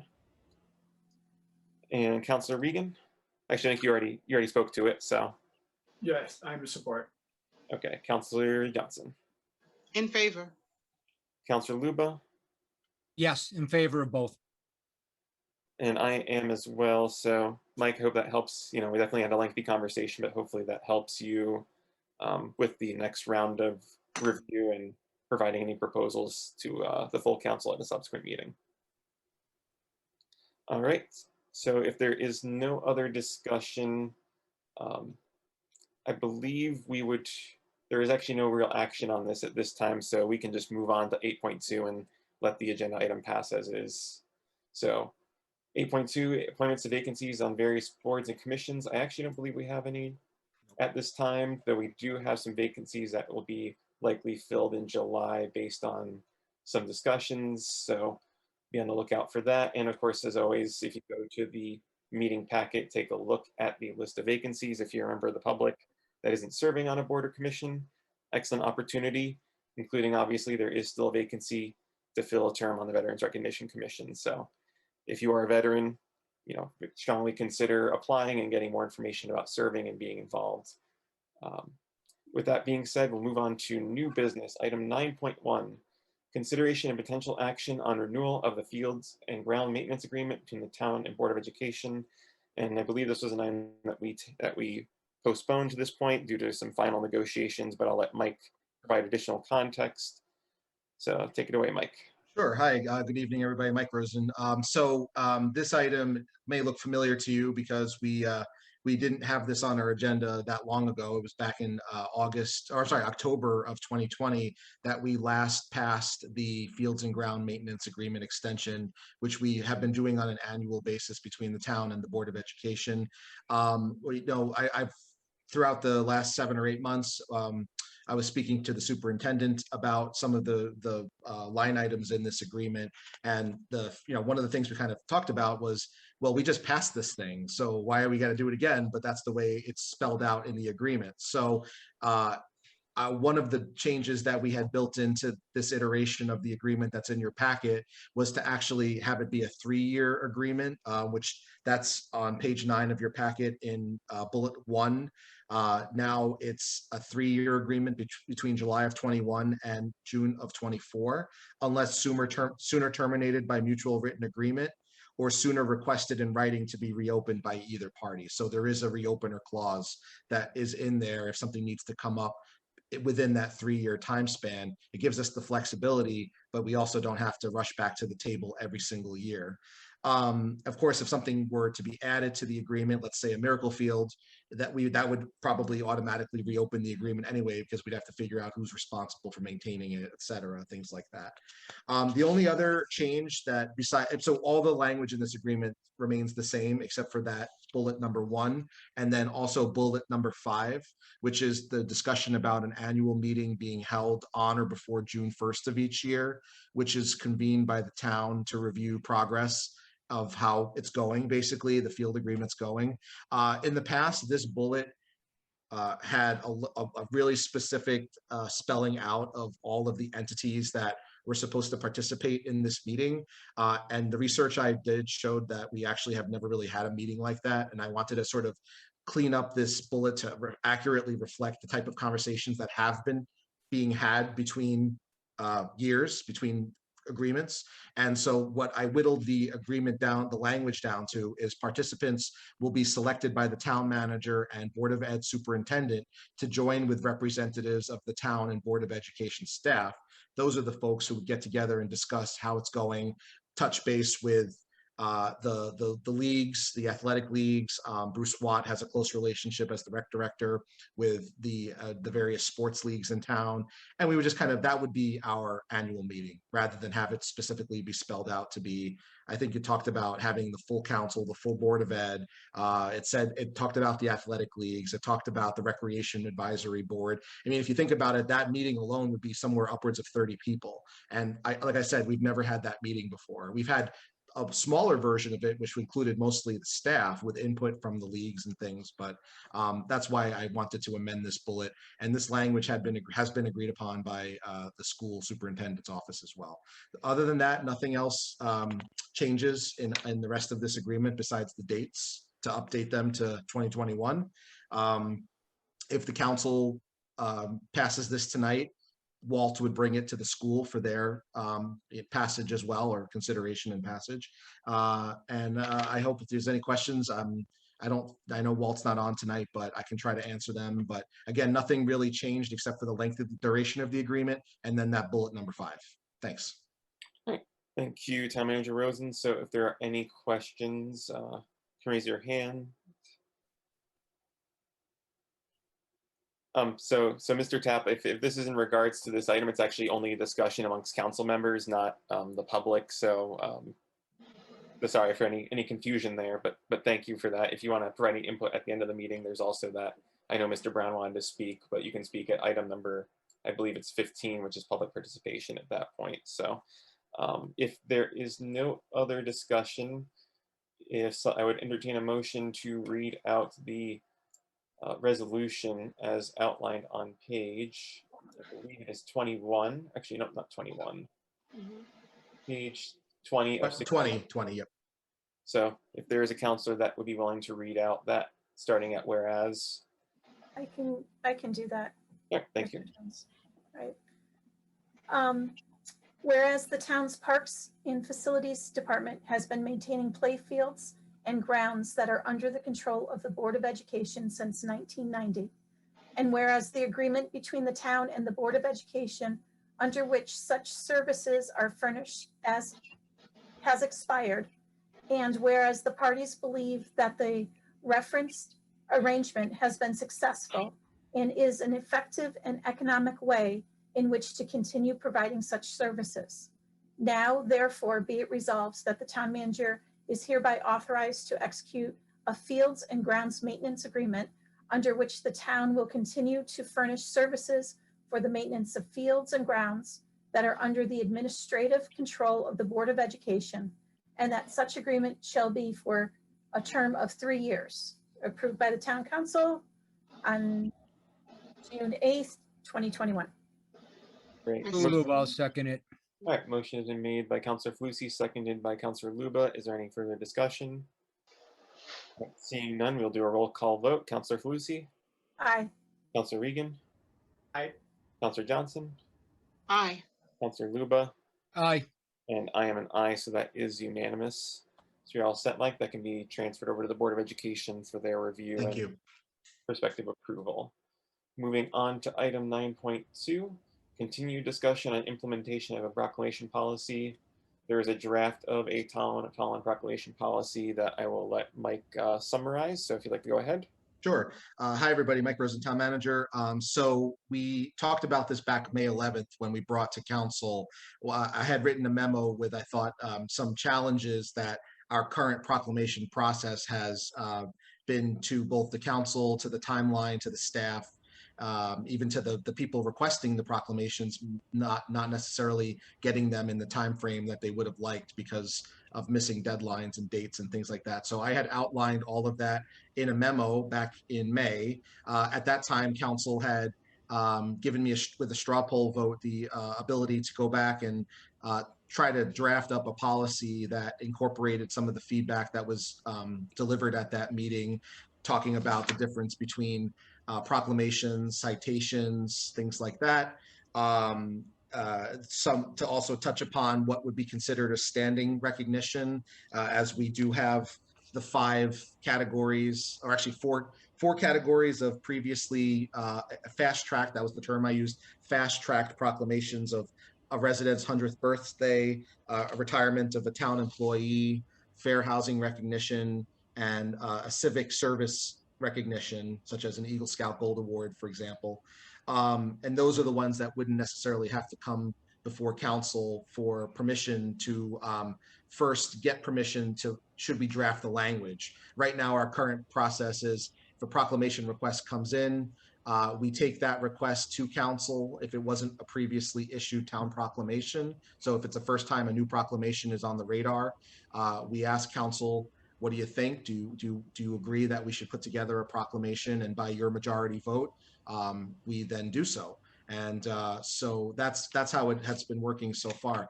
I also received some help on this one because I know one of our counselors had put together a working draft, and I incorporated some of the language that they had given me. I also took the minutes from the meeting and went through them to make sure that this draft tried to incorporate everything that was brought up at that meeting. So this is a first draft. I don't know tonight. I don't think tonight you might be ready to vote on this. I doubt it. I mean, just being honest. So you may want to look through it tonight publicly and talk a little bit about your feedback, and I'll take notes and I'll see if there's anything that you need to be revised. And I don't know, I know Councilor Luber had helped me with this draft. He had given me some draft wording. So some of it is in his words, and but I tried to mesh it all together so that it was one cohesive document. Thanks. All right, thank you, Mike. So we'll go around and have individuals raise their hand and provide any feedback or questions and input. So it looks like Councilor Johnson, your hand is up. Thank you so very much. I just wanted to note that just this year with regard to proclamations that under President Biden, there has been 87 proclamations. And when you review the different proclamations under the Federal Register, a lot of these are noteworthy. A lot of these deserve recognition in many different ways with regard to National Immigrant Heritage Month. There was, of course, we had the proclamation for the lesbian, gay, bisexual, transgender, and queer Pride Month. There's also Afro-Caribbean American Month. There are the Day of Remembrance 100 years after the 1921 Tulsa Race Massacre. With regard to proclamations and having them identified and recognized by town council, it is a very, it's a huge undertaking to not leave someone out. And then, of course, with regards to petitions to the chairperson, it may give the appearance of a member not caring. Should a council member bring up one of the many ones that are here, and I believe last month it was the Asian Pacific American, and it was a hindsight thing. Like, I've been seeing it all the time. You hear about it all the time. I look at the proclamations all the time, but the recognizing different things as a council and in a proclamation, and then making separate, individual proclamations as a council member while doing the town's business, it just leaves different people out from being a part of that process. Meaning, if we're going to make proclamations to identify different awareness weeks or months or days or years or milestones, that it should be exclusive to doing it as a team, as a whole council board. I've been celebrating Caribbean American Month for a while now because my family hails from Jamaica, but it wasn't something that I felt that, the town not recognizing it by, putting forth a proclamation or, it not being on the news. It wasn't something that made me feel slighted. But when the opportunity comes and a council member goes into great lengths to describe how it means to them, we didn't discuss it as a council. If you have that information, share it by email with all of us so that we can all, say something together. But that's what I thought the proclamations were for, that we would do things as a team and not single out different ones that may have not occurred to some person or one, any individual member of the town council to highlight on their own. It just makes us all look like, if you didn't know, then, you didn't know. Is it something that speaks towards your character because you didn't know? Then you also have members that did know. They're like, oh my gosh, I could have said something. And it just leaves us scrambling as individuals. Whereas when we're in council and we're together, we're a team. We're all about recognizing things together as a team. So my concern or my adding in is that if we're going to have a policy, that if we're going to recognize anything that is under a presidential proclamation, that it should be as a council, not as individuals. You could do that on your own time, but on the council time, I believe that we should, if I felt that Caribbean needed to be, there's a National Day of Prayer there was a proclamation for, and I'm sure that there's a lot of Tolland residents and constituents that may have wanted to have that recognized too. But again, there were 87 presidential proclamations. So if there will be any, that my concern would be is that, or my request would be that we do them as a council, as a team. If one member should know of something or a week or recognition that should be noted, that we're informed of that too. just so that we don't look blindsided, just so that we don't look and have the appearance of not caring. Because to say that I'm, an individual, to say that I'm an ally, I'm an ally. I'm pretty sure we're all allies. But if we're going to make proclamations, then it should be as a council and not as an individual during council time, because we're here to work as a team. Every proclamation should be a bipartisan acknowledgement. And if one is going to be brought up and not be a sign on the ground or receive an official proclamation, for any council member to recognize that on their own, again, just give us a heads up. Let us know that this is something that you'll like to do. This is something that you'll like to draw attention to, because it's a team effort. Again, with what we have in place as a boilerplate to do every year, if that list should grow, then we can add those as they come along. And I believe that there should be a strict adherence when it comes to submitting different ones in time, or just to make sure that it's fair for everyone. Because if a member's not here, if it's unable to get brought together and to be fast tracked, then we don't want it to be immediately misconstrued as some kind of delay that is that is intentional, as opposed to it just being about red tape. So whatever that we decide, I believe that we decided as a team, that we move forward with it as a team, and we set a benchmark now for how it's done, whether it be proclamation, citation, citizenship recognition. And if there's any presidential proclamation, that would be all encompassing. And then if we're looking to highlight it, maybe use a town's page, Facebook page, or town's council, website, and put that there as an all encompassing from under the president of our nation. Thank you. Sorry about that. I was muted. Thank you, Councilor Johnson. Councilor Regan.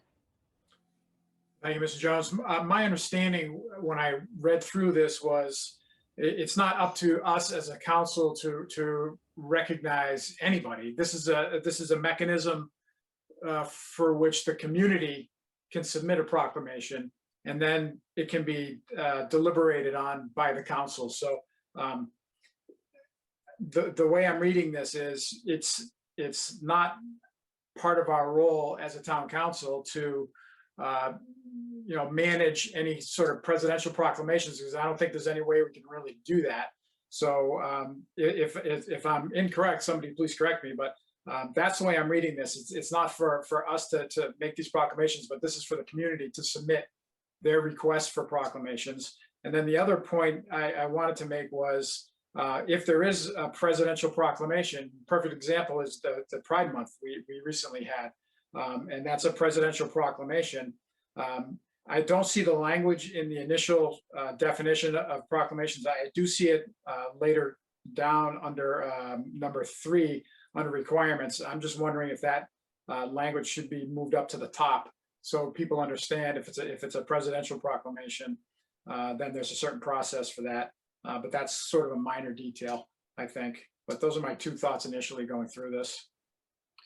No, thank you, Councilor Regan. I do agree it would be good to either have that language either duplicated or have that clarified at the beginning in terms of differentiating proclamations and citations. So that is a good point. Thank you.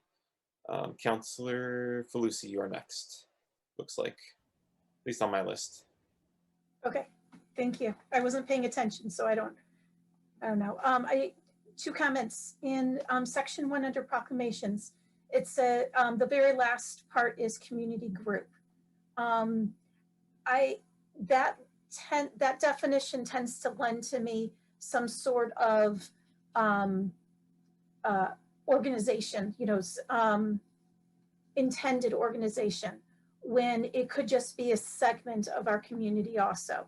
I don't know if that community group was meant to just be for groups that are organized, or if we're talking about like a segment of our community. For example, veterans, is that considered a community group, or is that considered a segment of our community? The LGBTQ plus community, you know what I'm saying? Does that, okay, I see a nod on that. Yeah, that makes sense, because in terms of like just sorry to interrupt, the No, go ahead. organization, technically, I don't believe the Pride group that requested the proclamation in June is a 501c3 or a formal organization, but I think they would possibly fall under a community group in terms of Right. And general coalition that identifies with that community. right. And we were not recognizing that group. We were recognizing all members of our community who are LGBTQ plus. Right. So we don't want to make it so that it has to be an organized group in some way, right? So that was my point. And I think that we use that term community group throughout for proclamation, citations, et cetera. So I think maybe we can come up with some, I know our intent, but I think we can come up with some better wording there. At least I'm assuming our intent, I'm sorry.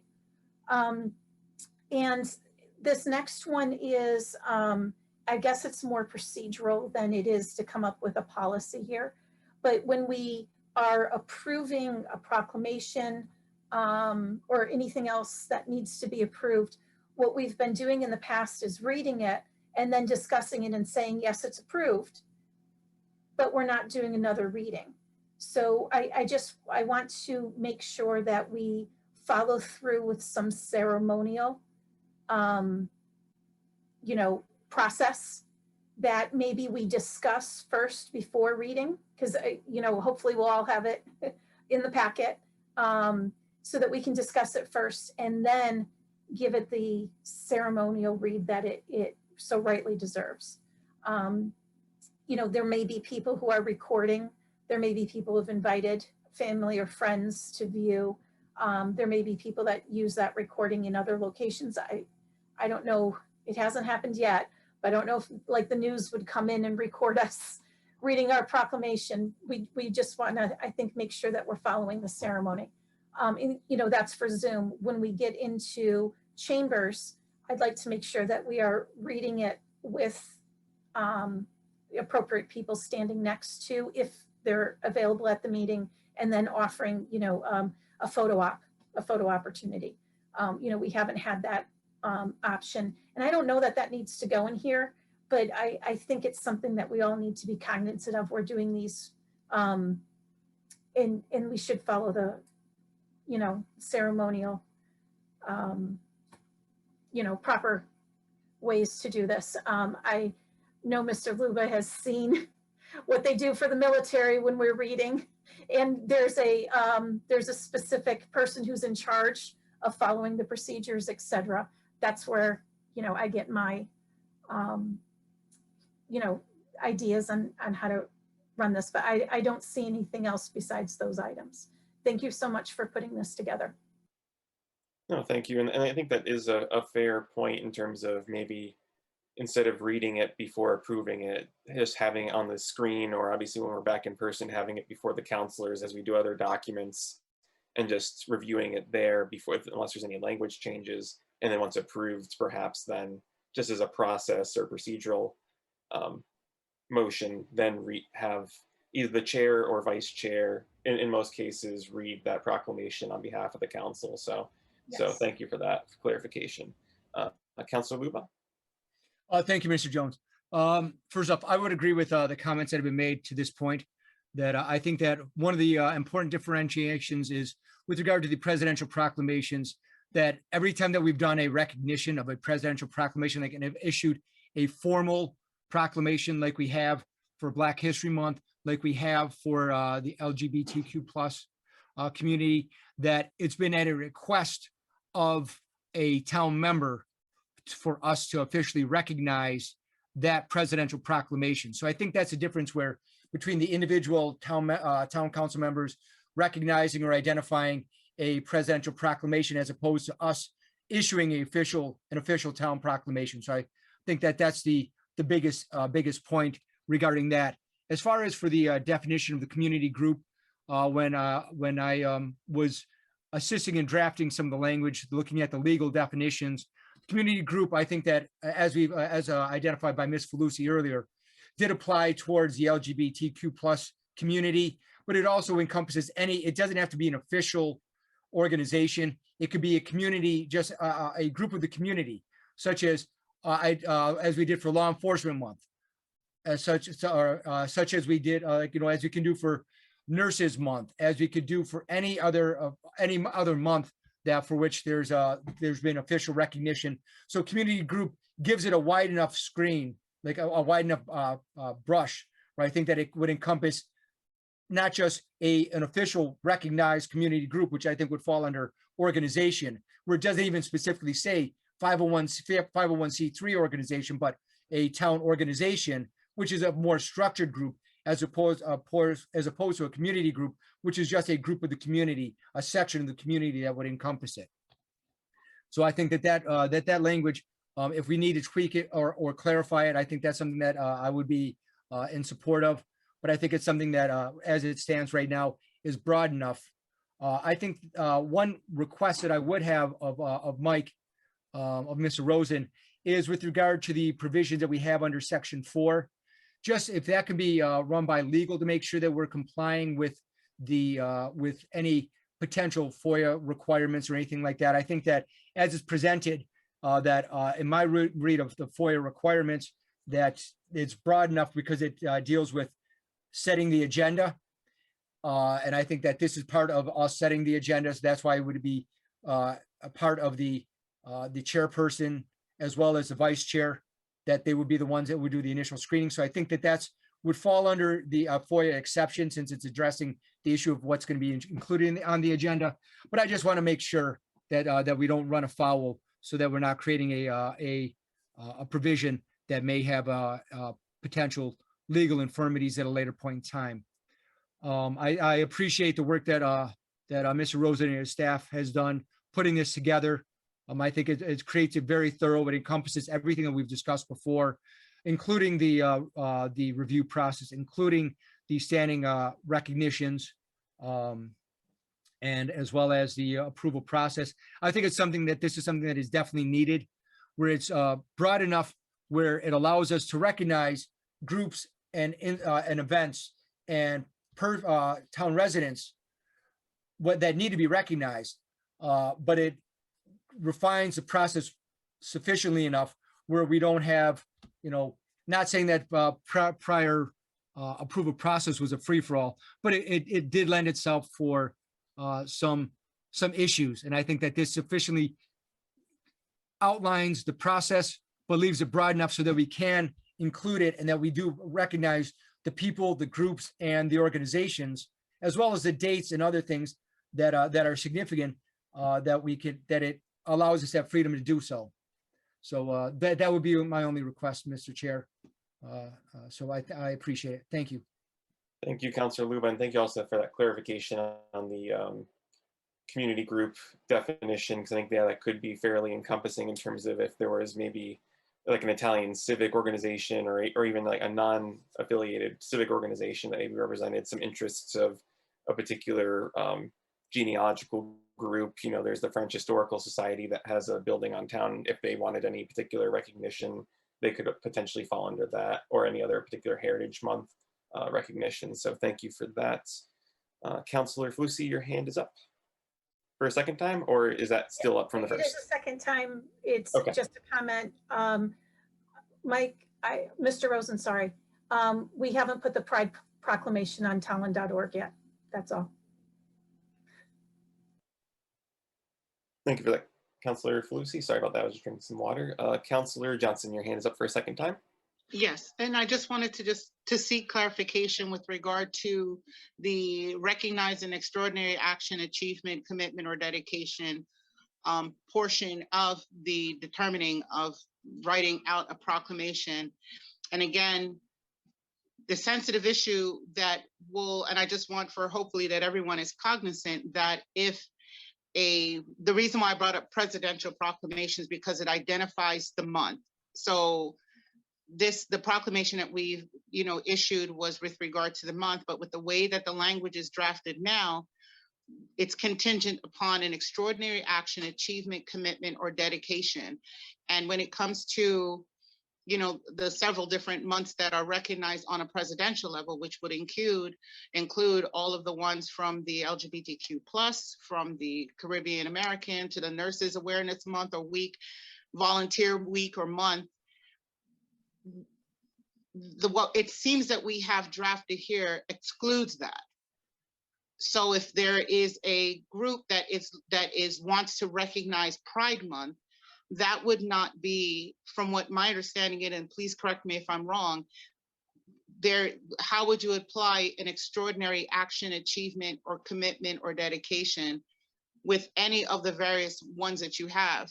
You get what I mean? Like, I know that if, with the way that it's drafted now, if the group were to come and say that they want to have a proclamation next year as recognized by the town, that's contingent upon an extraordinary action, achievement, and commitment or dedication, where, you know, waking up in the morning, going to work, taking care of your children, taking care of the community, those actions are what we're looking to identify, as opposed to, just saying, well, I woke up this morning, I do a great job with my children, I'm here all the time. The extraordinary action, achievement, commitment, or dedication kind of removes the recognition that we just had with outside of Black History Month, which is an action that is, determining in the inclusion of the history of Black Americans. And that has just been something that has been done year after year after year after year after year, without drawing any particular attention to an extraordinary action, achievement, or commitment.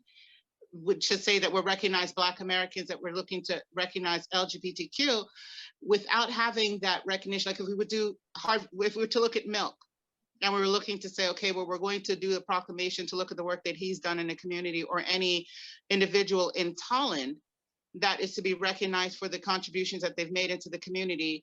Just as written, it completely changes how the community may perceive what would warrant a proclamation or a citation. And I have to say that my previous experience in government, we did nominal things like to recognize Autism Awareness Month or Breast Cancer Awareness Month, with changing the lighting on the, on the steeple of the town hall to show the recognition. We wouldn't post flags. The only flags that were allowed to be posted were the state flag, municipal flag, and the nation flag.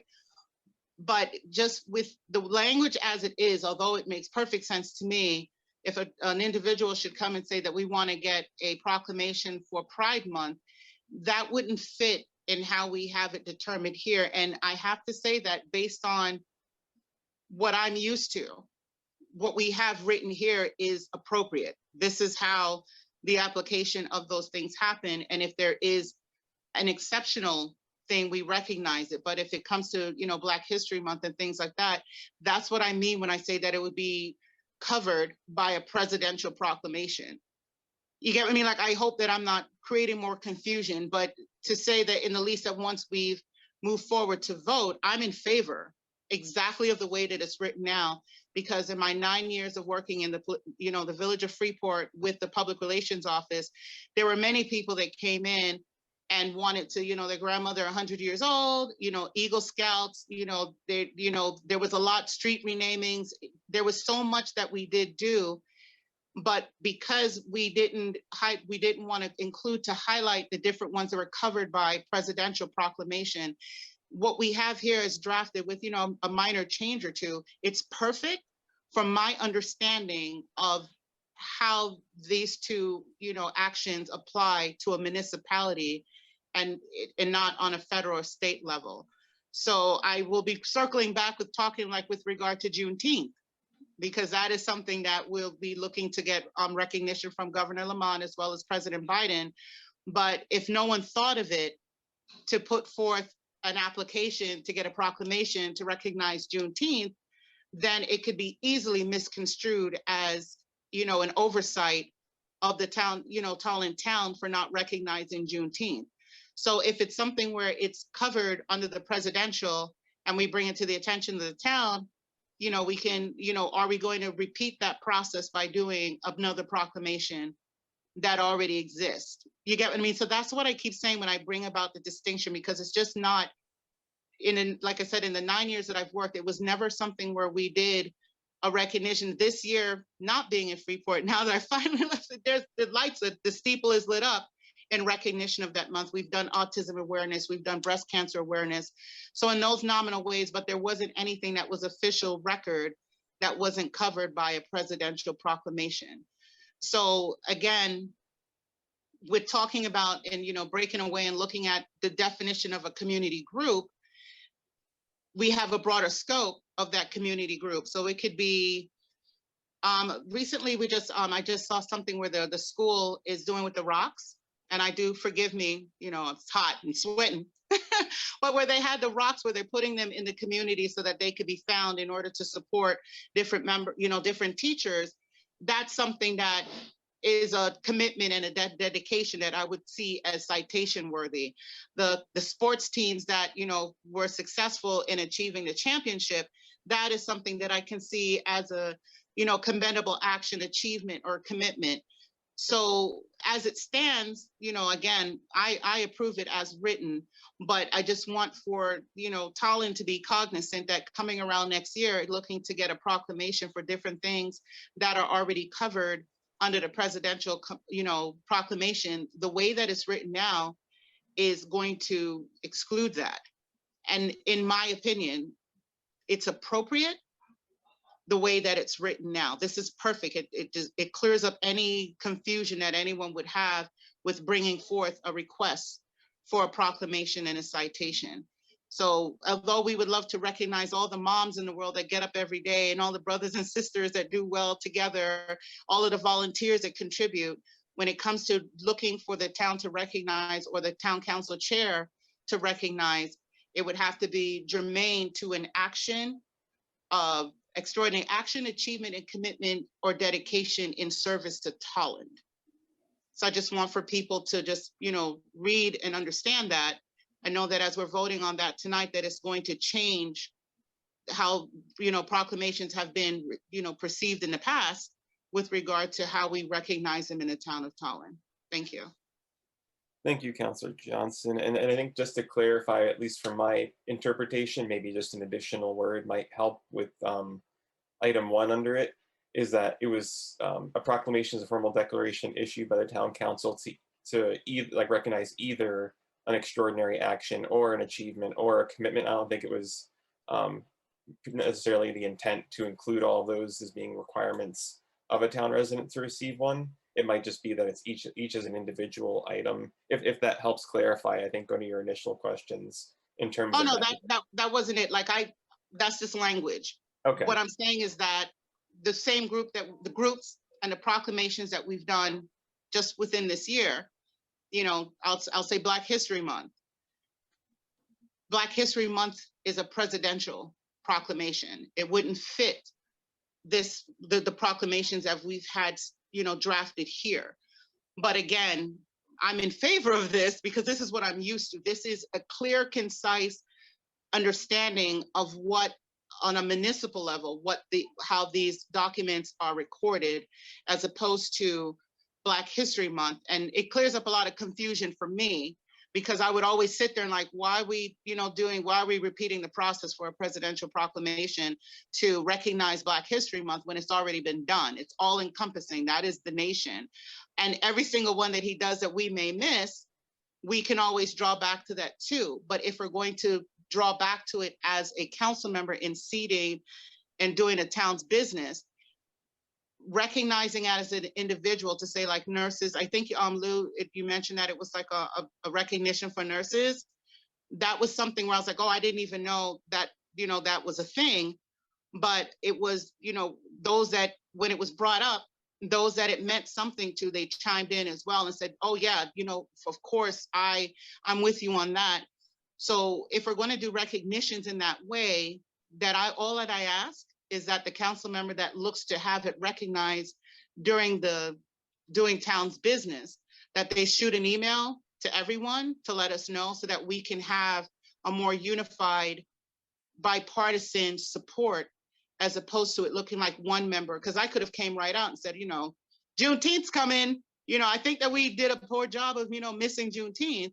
You get what I mean? But it's everyone, it's a volunteer position. We're all here. I just want to make sure that everyone knows that the way that it has been applied in the past is not germane to how it's applied here outside of language. So looking to do a proclamation for Black History Month would not be covered the way that we have it drafted now. But in my, my professional opinion, that's appropriate, because this is what I'm used to. I yield. Okay, thank you. No, that does clarify it. And I don't believe we were going to take action tonight. I think Mike maybe has some additional edits he's going to make. So I believe we'll just be tabling this proclamation policy discussion so that for a future meeting when we have, I think, a more full council in attendance, at that point um, we'll finalize it and have a formal vote. So I think at that point, if there's no other discussion, we'll just Mike, if you've received enough notes to make any potential Yes, edits or clarifications. yes. Thank Okay, you all. Yes, I appreciate that. And I'll look into why the pride was not put up yet. no worries. Thank you for that. And so then we'll move on to item number 10, which is the report of the town manager. So right back at you. Sure. All right. Good evening, everybody. So I just have a couple updates because I was going to spend the bulk of this time actually talking about the Miracle Field, but we already covered that earlier today. So I actually just want to draw your attention in the written town manager's report. There were two sections I kind of want to spotlight in there. First of all, in your packet or in the town manager's report, which is on the website, I just wanted to take a minute on page 8 and 9. There's the fire department update. And I just want to show you all what ET 140 looks like now before and after refurbishment. We got some really nice pictures that I was able to put into the packet in color of what the before and after looks like.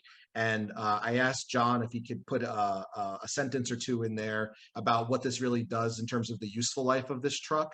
And he says that because of this refurbishment, we're going to get an additional 10 years of service from this vehicle.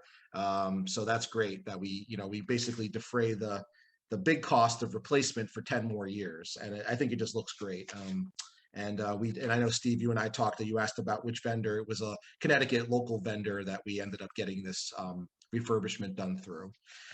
The other one I wanted to spend a minute on is actually recreation.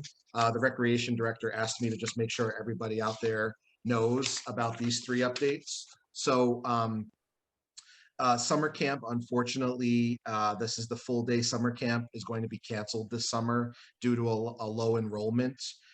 Right now, I mean, when we were actively trying to get people to sign up for camp, and I'm sure there are many reasons why maybe this was a bad year for that, but we need about 25 campers to break even on the program and per week.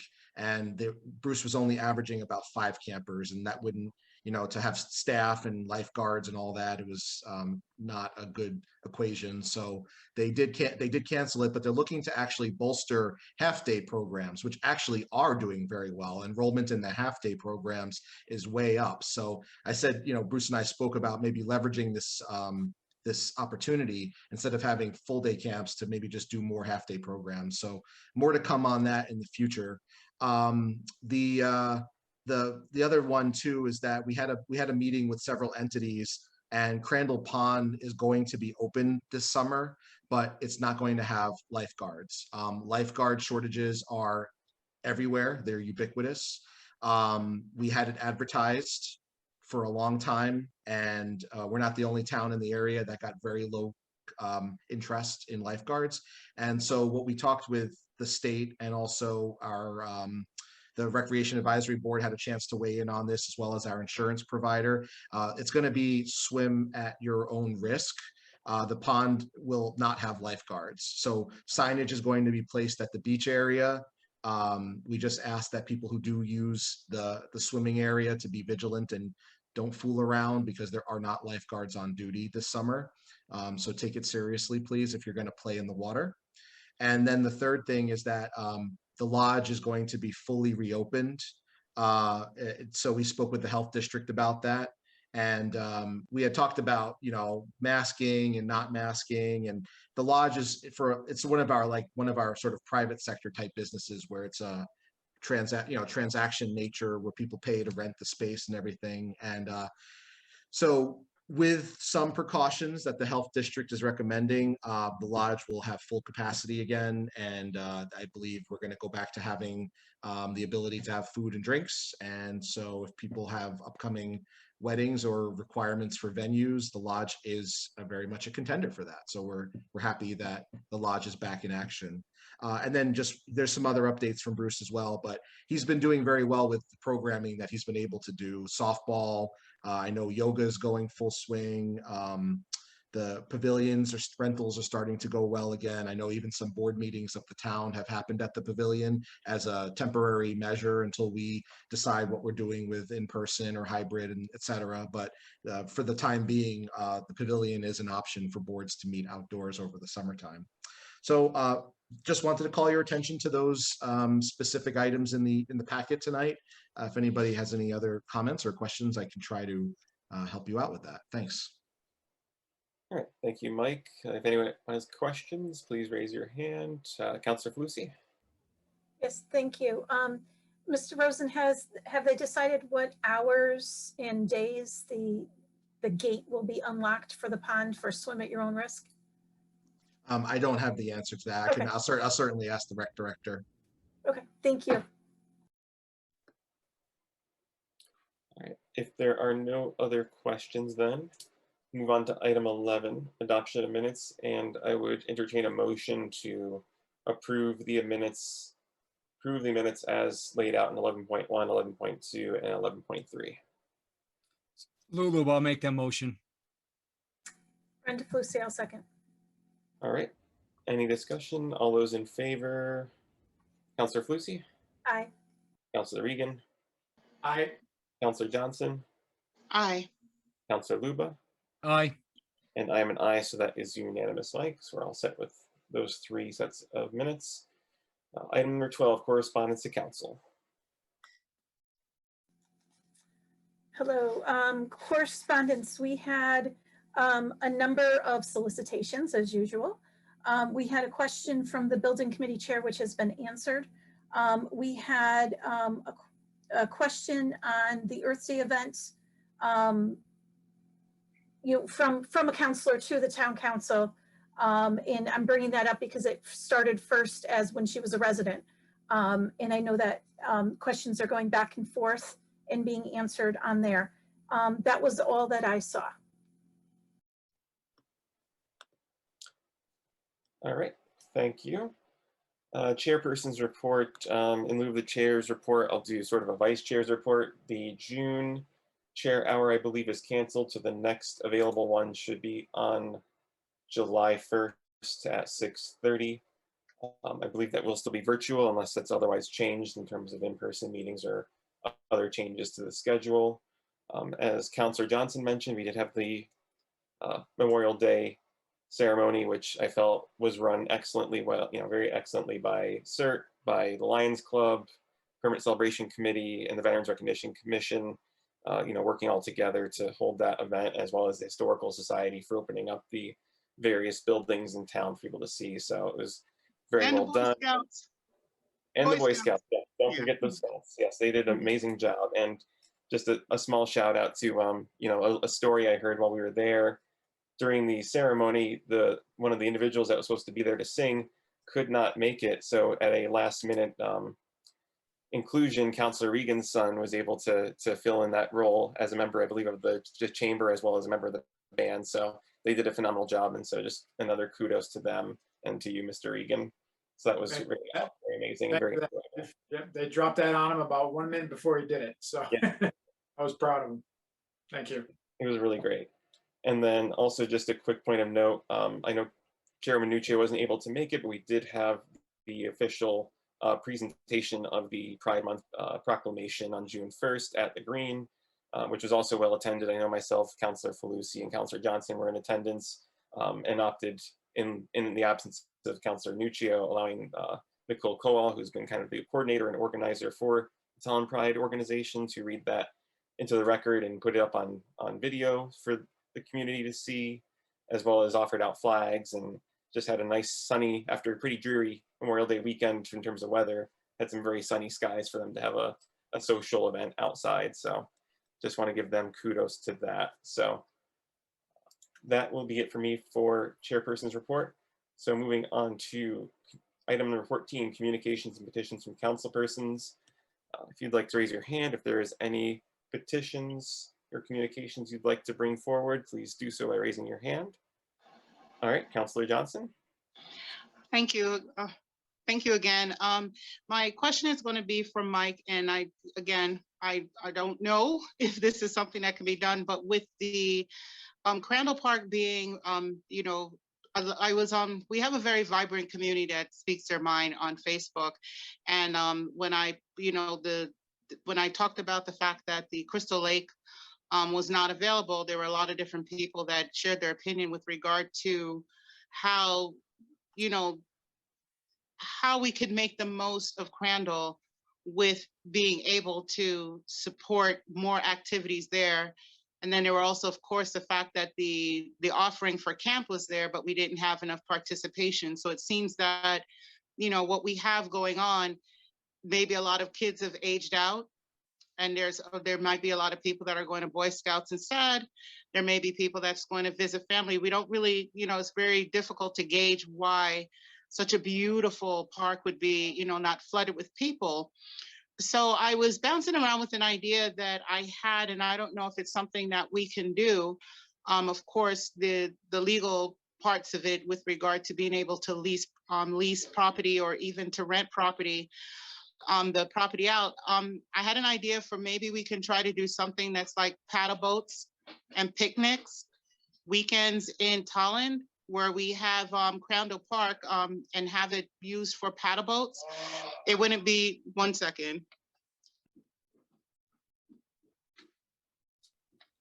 It started to get kind of loud back there. With having paddle boats, and I don't know if it's possible to have a company that has paddle boats, if they can lease the property in order to operate a paddle boat business and bring something inviting to Crandall Pond that wouldn't put people at risk with regards to bacteria, because there was a lot of comments that talked about whether or not the water is safe, and you know, with the idea that there won't be it's going to be a swim at your own risk. I don't know, like I said, again, it would have to go to our legal department to find out if there's anything that would prevent us. But you know, like I said, again, it's looking to be able to, you know, get something going on in Crandall that will draw a lot of people into Crandall. I think that it would be a great boost for tourism if we had paddle boats and picnics, maybe had a couple of concession stands where people can buy popcorn or cotton candy. Whether or not we'd have to, you know, look towards who would do the cleanup after hosting such a weekend. But it's beautiful. It's such a beautiful park. And I was just like, you know, being able to do this, the paddle boat alone might be able to attract more people to the park to use it. And it's a water activity that wouldn't require or be, you know, contingent upon having a lifeguard there if there is a company that is manning. So I'm not sure if it's something that we can do. And Mike, I don't know if it's something that you would be able to, you know, speak with the legal department to find out if it's, or with Parks and Recreation to see if it's something we can do. But it's just a beautiful space that when I think of it, I think of, you know, I don't know if anyone's doing picnics still. I do picnics. But I think that if we were to promote something as a paddle boats and picnic weekends in Tolland, it would definitely attract some attention, because I drove around again and there's a lot of lakes in this area. And, you know, I haven't seen anything with paddle boats. And then on another note, with regards to fundraising, where I came from in Freeport, it's a waterfront community. So we did a whole lot of different things that, you know, dealt with water, but I don't know if it's possible to do canoe races where we can have different people participate and say that we're doing canoe races to try to bring some money in for our memorial wall or for our miracle field. You know, I think that if it's a fun activity where you charge like $10 for a team and you get like a cheap, you know, participation trophy for, you know, participating, that those funds can go towards. So there's a lot of different ways that we can raise money as a town to support different projects that we have that can go in as revenue lines if we're going to do develop a coffer of funds that can be used for projects like the Miracle Field or for the Veterans Wall or for any kind of offset where we would look to have funds that can be allocated without it having to be a budget line item. So like I said, again, just with that alone, you know, to be versed in what we can do as a town with regards to not, you know, paying for things with donations. That was something that was very different from where I came. You couldn't take donations for anything. You couldn't solicit donations for anything. So I don't, you know, I was looking through the code to try to see what I could find, but I think that's more so illegal, not a town code thing. And So if Mike, if you have time, if you may, and it's possible to look into that. It's a lot to unpack. I guess that what I'll tell you is I can talk with the recreation director. This might be something that the recreation board may need to get swept up in. And certainly, you know, we can also bring in the town attorney into the discussion as well. But I think there's a lot there, Sophia. I'll try to parse through it. Doesn't have to all be this year. It could take time, but like I said, just throwing it out there. Thank you. Thank you. And it also might be good to either through the town manager, or if you reach out to Planning and Zoning Commission, Planning and Development, they might have information on in terms of vendors like food trucks. I know that was kind of a discussion at one point, was do we allow food trucks at the Crandall's area or in the town green? I can't recall immediately if they are, but that would be a zoning issue in terms of allowing those types of vendors to be by Crandall's to increase maybe visibility or attractiveness, to have events like picnics and other things and free swim events over there. So just additional comments. But Councillor Flusy, your hand is up. Yes, thank you. I just want to say that I have been thrilled with one of the positive side effects of this being on Zoom, which is having everybody being able to participate on these meetings. Healthcare, travel, the night, childcare, et cetera, has not been an impediment to many people being able to participate in our local government. And we did have increasing civic engagement as a goal. I think that Zoom meetings have done that. And I think that, as we move out of this pandemic, that we need to be cognizant of how successful this was and how much equity that we've been able to achieve by having these remote participation. So I hope that we will keep our minds open as we move forward to ensure that this continues.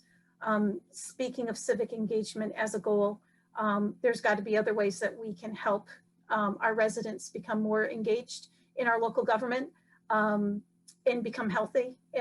So I'm looking forward to having that discussion before November. Another item is, as November is getting closer, one of our goals was the commissions and committees that we had put together. I wanted to know when we're going to start hearing some specific recommendations from them so that we can start acting upon those. Because creating the commissions and the committees is a wonderful positive first step, but it would be nice to have a couple items that we can start working on and moving forward with prior to the end of this term. And then lastly, as we've all heard, and I was thrilled to hear on the state level, Senate Bill number 1 has passed, and part of that was to declare racism as a public health crisis. We've had this conversation a number of times. There's still a number of residents who petition for that. They do waving on the green. I've seen different groups, doing different events throughout their organizations and throughout the year. I think that we need to revisit this so that we are aligned and ready to also declare racism as a public health crisis so that we can take advantage of any partnerships with the state that come along with that declaration. So it's something to keep our eyes on the horizon and find out, where we can create that partnership and where we can, become a better community, basically. So those are mine. Thank you. Thank you, Councillor Flusy. Any other petitions? All right, seeing none, we'll move on to item number 15, public list of participation on any subject within the jurisdiction of the town council with a 3-minute limit. Looks like I see Steve, your hand is up first. I'm assuming Leibowitz's. So if you can just as a reminder to state your name as well as your address before speaking. Stephen Laurel Leibowitz, 23 Crooked Trail, Woodstock, Connecticut. Good evening. we were on the call at the beginning. We have a couple questions. One, we appreciate the town council not trying to spend our money, but we are willing to pay for the engineering study. So we don't want any delay on that. What we would request is specific questions from the town council of what the engineering study would encompass. In a project of this size, it takes months and months and months to get fundraising events going. We're having a golf tournament September 27th. We had to already commit to it. I mean, you can't have a golf tournament and, you know, get an okay and the next week you have a golf tournament. So what we're looking for from the town is, if we can raise the money, a memorandum of understanding that the field can be put at the Birch Grove site. And what we need is, you know, we haven't heard from anybody via emails, texts, even on the call today, that anyone's against the Miracle Field and that the Miracle Field's a good idea for the town of Tolland. The question is, and we, you know, didn't say we wanted it done as part of the construction. That came from the construction committee and Dr. Willett. We're okay with not having it be part of that. We just would like to know, we'll pay the $2,500, $5,000 for the engineering study. I just need to know the specific questions the town council needs in order to make their decision. And nobody's saying it's a bad idea. So we just, you know, and Peter Staba said it's a good idea to put it at the Birch Grove site. So I guess, you know, we don't want to lose any time or momentum. Somebody from Norwalk, Connecticut, one of our players, called the Michael K Show in New York, and somebody started a GoFundMe page for us. We've collected $1,300 just from that.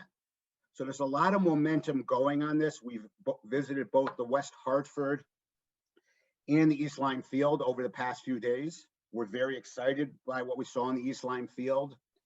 And when we spoke to them, and we want to get some clarification, their field was done at Flanders School, and it was not, prevailing wage was not a requirement.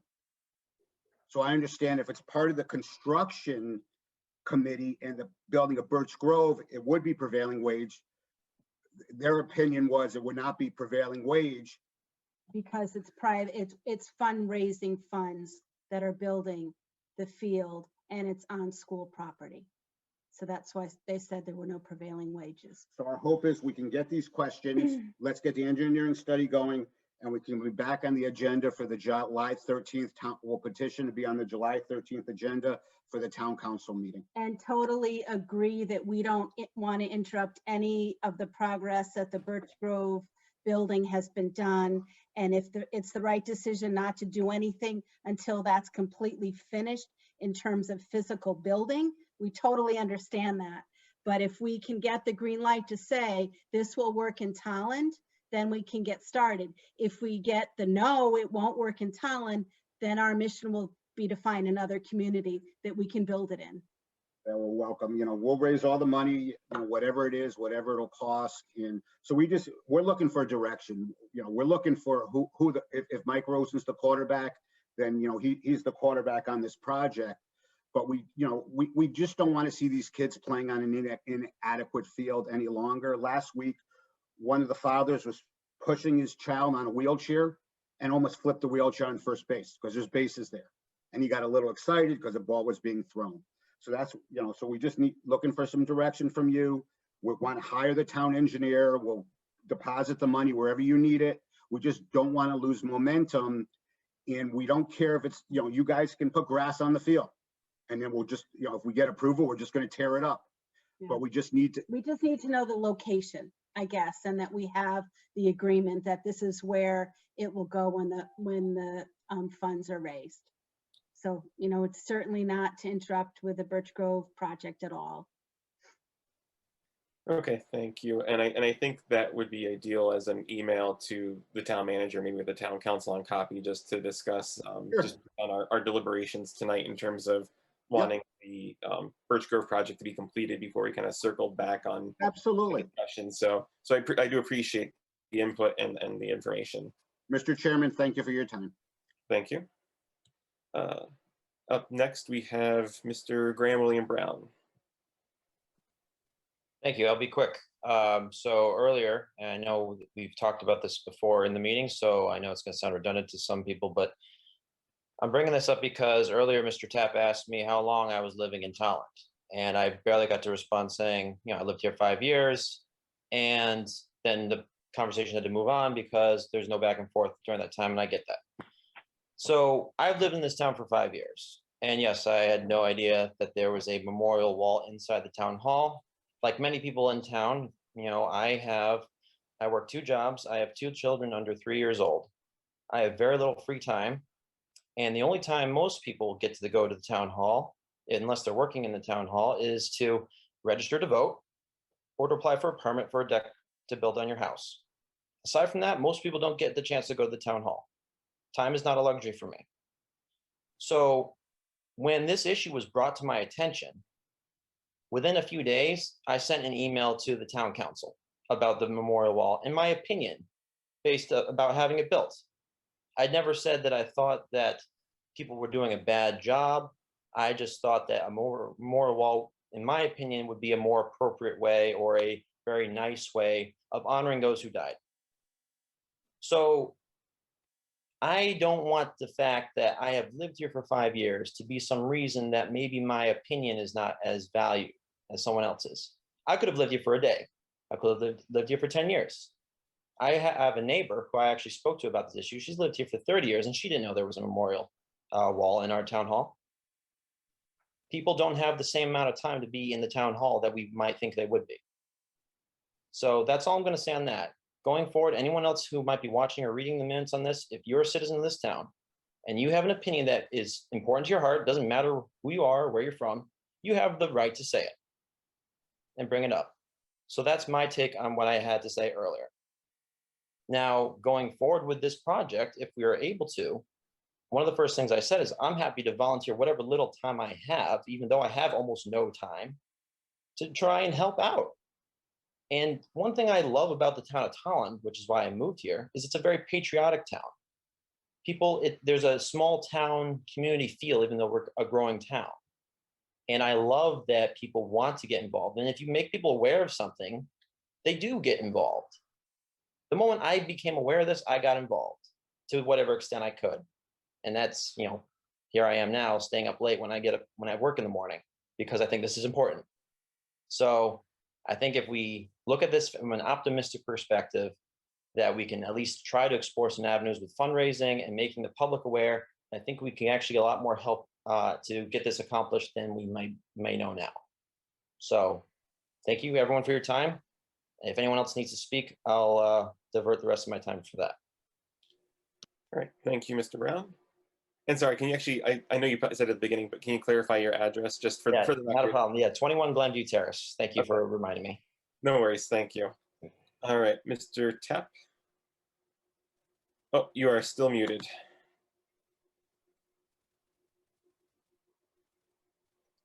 Thank you. I want to respond to Mr. Brown. So just a quick interruption. We don't utilize public participation. I know that we discuss business, but we don't utilize public participation for individual residents to start going back and forth at each other. That's just not appropriate. So if it's linked in regards, back and forth, I want to. What do I have to do? Have this man call me up, or can I do this in 2 seconds and explain to him? If you went on the town website, there's a Veterans Recognition Commission on the town website. Flyers have been put all over the town for years. There's been articles in the JI. Can't advertise any more than we've been doing. No, I appreciate the information. I think that's helpful. But yeah, I think in terms of if you and Mr. Brown would like to meet or discuss, I think you guys can reach out via email, or if you want to reach out to one person or another through.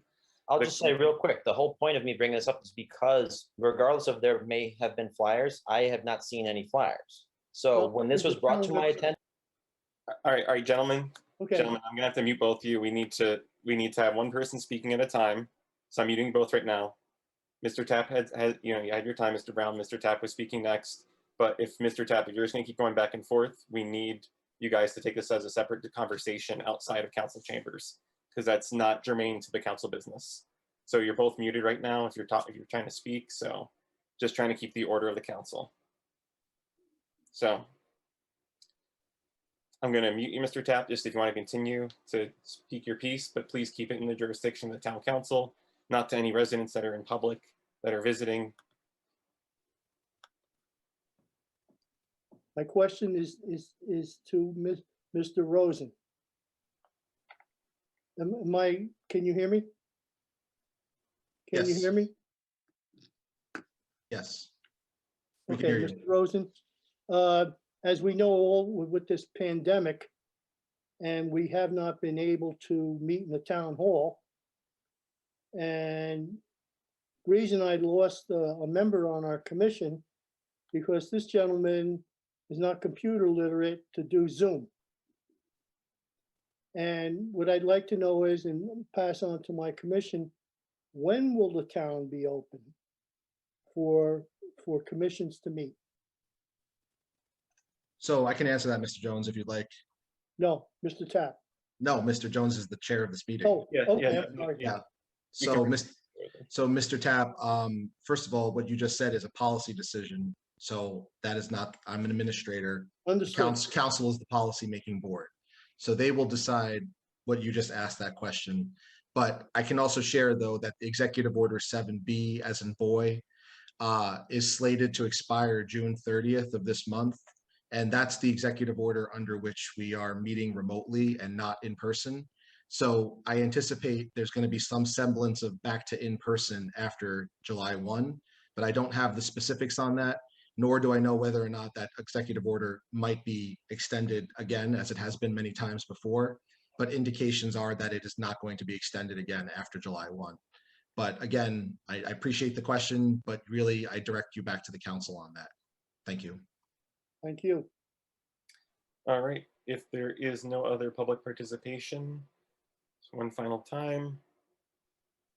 All right, item number 16, I would entertain a motion for adjournment. Brenda Flusy, so moved. Second, All right, Sophia motion, Johnson. yep, motion by Councilor Flusy, second by Councilor Johnson. All those in favor, Councilor Flusy, Aye. Councilor Regan, Aye. Councilor Johnson, Aye. Councilor Luba, Aye. and I am an aye, so that is unanimous. We are adjourned at 9:48 p.m. Thank you, everyone, and have a good night.